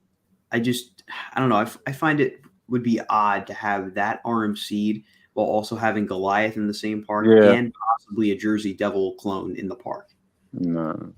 Yeah, but you do different things. You can do it, True. or they'll just keep it the same layout and just iBox it or something to restore True. it. Right. All right. Next up, we need to get rid of the CEO because he's not doing very good. I used to work at Six Flags. That's why I quit. Over Ooh. the CEO. Yeah, that's okay. So I'm assuming this is someone that worked more in upper management because a lot of the upper management left because of the way he was. So here, I know I'm in an odd position compared to most of the other coaster YouTubers, as I have an ongoing relationship with everyone at Six Flags, including Salim. I personally see the potential in their strategy, and I think especially this year, you're going to start to see their strategy work. Yes. Like any new strategy, it takes time, and of course, in today's world, people don't have patience to let that happen. But I mean, I think eventually it is going to work. And if it doesn't work, either he'll be gone or he'll change his tune and go to a different strategy. I mean, that's really the only way forward. Six Flags, as it was, quite frankly, it was not going to grow at all. It was the discount chain. They weren't really adding anything that exciting with the exception of the RMCs. And I think a change was needed. And while not everyone agrees with this direction, I think a different direction definitely needed to be taken. Right. Yeah, give him some time. You know, like I alluded to in previous chats, you got to give the man a couple of years. He's only been there for 1 year, let's say, and counting.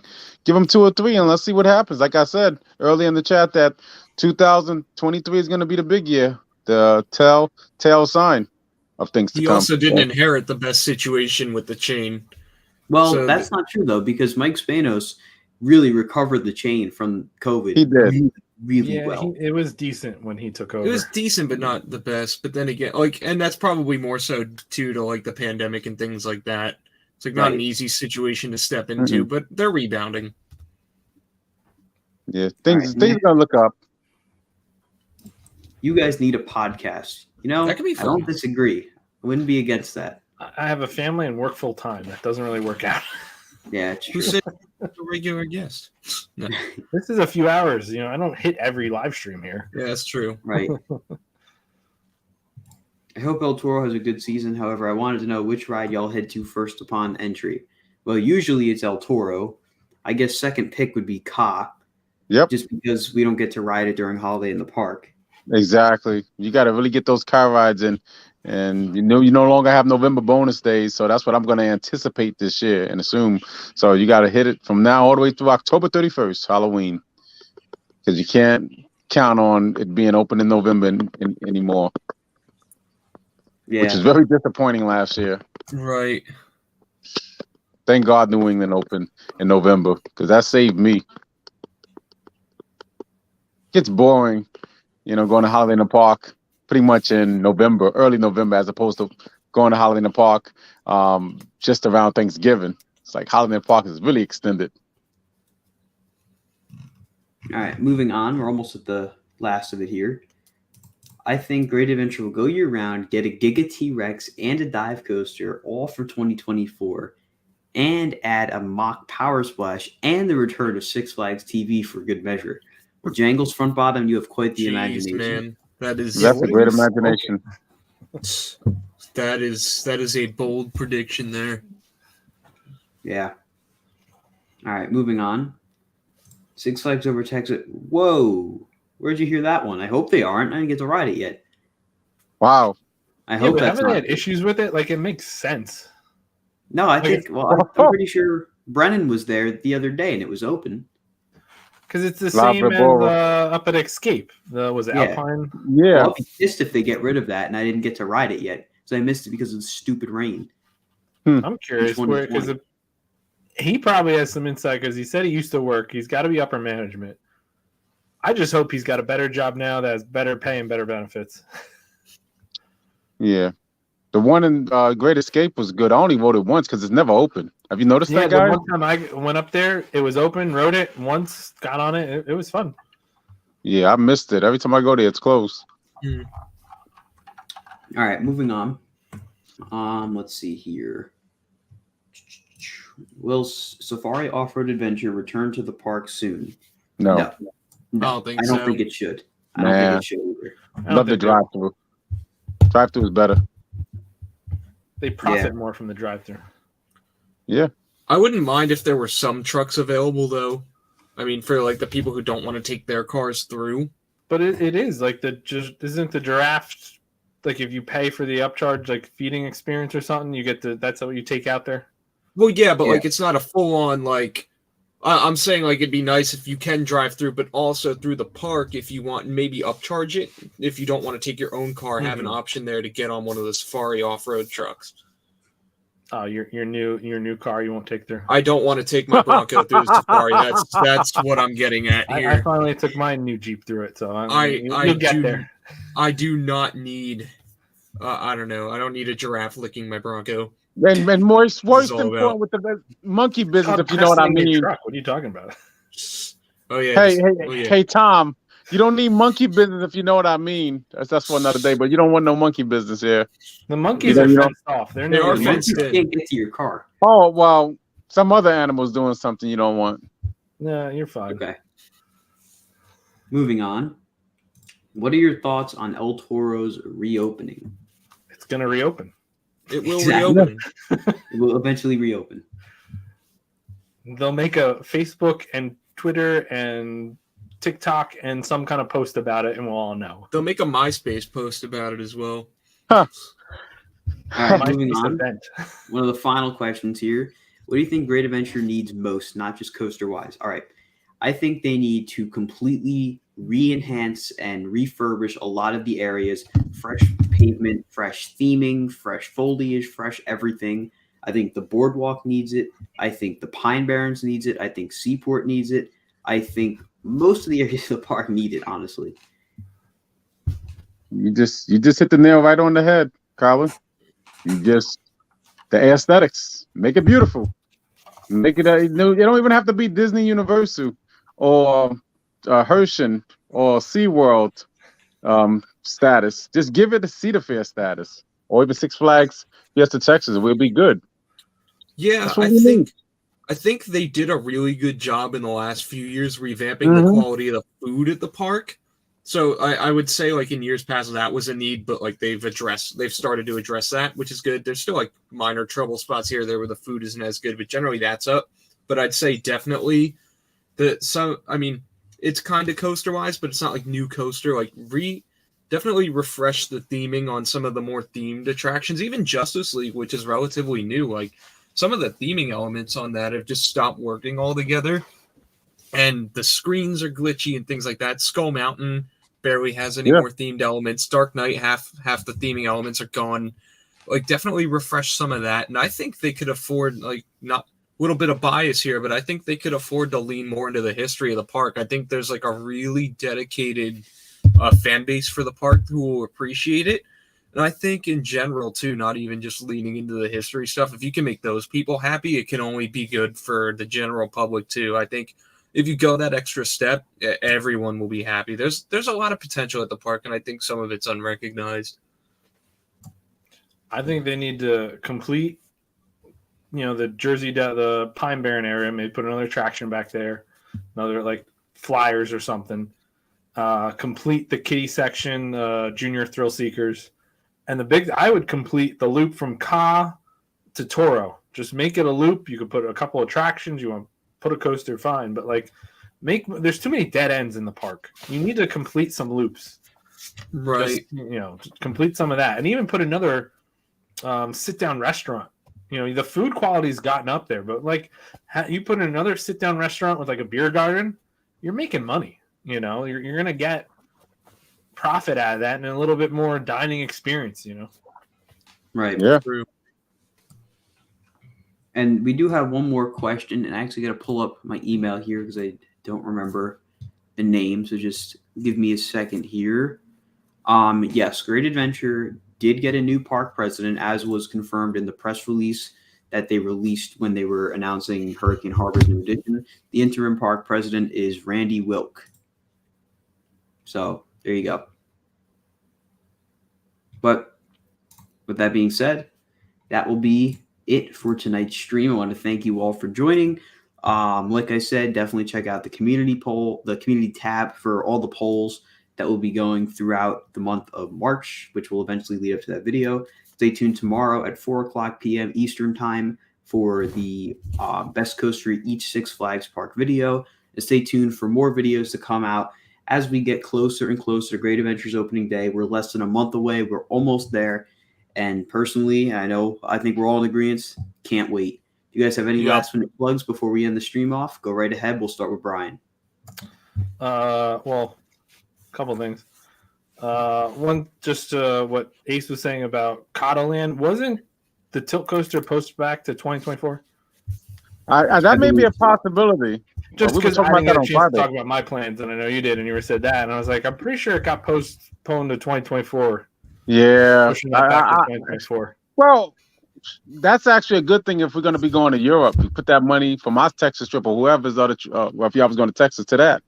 So I'll just wait to 24. It works out for you. Look at that. You're going to be saving money this year. Yeah. I can't. Listen, I spent enough money on the 250 credits I got the last 2 years. So I could use that as a reprieve. That'd be great. Yeah. And the only other thing, I am actually finally getting to Dollywood this year. So that's exciting to actually finally get down there. That was my big plans this year. But, are you going to wait to speak of that? Thanks to Colin. Brian, are you going to wait for Big Mountain Coaster like I am? I'm going the end of July. It was my buddy. Down there. It worked out with his work schedule. Oh, nice. I'll probably go down there in the summer too. It all depends on how the rental prices go. I'm definitely going on my Southeast trip. It's going to include that in all of the parks, all of the mountain coaster parks too, which is like 10 to 12 coasters to add. So there's a lot of coasters to do down there.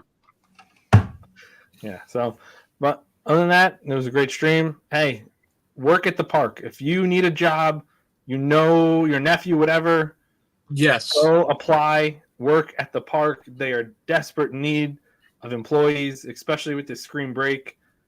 They need. Hey, if you want to be a ghoul and you have a full-time job and want to be part-time, please. That really wants to work out. They need ghouls.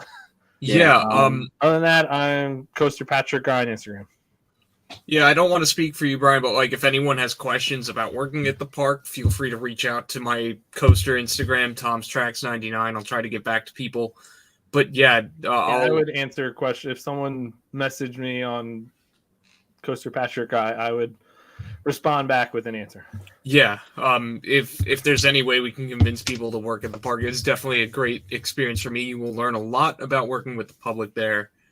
Taking a job like that in any department really, but of course Brian and I, having worked in the rides department, will definitely try to sell you on the idea of working in the rides department. But yeah, in terms of plugs for me, I guess Tom's Tracks 99 on Instagram. There's other plug here. It's a dongle. You can put your headphones into a lightning adapter. That's my plug. Ace, you got your plug? Well, I'm hoping, and I'm definitely sure we're going to have a great 2023 season, and I'm looking forward to it for all of us. And it's going to be very exciting. Pretty much. Well, Ace, what about your Instagram? That's what a plug is. Oh, and the Instagram is AceCar100. Very good. Well, Yeah, guys, pretty cool. I'm sure you all fizzled out by now, but if you're still kicking in here, that's it for tonight's stream. Thanks for joining us. I hope it was entertaining, and we'll see you guys soon. Have a good night, guys. Take care. Good night, guys.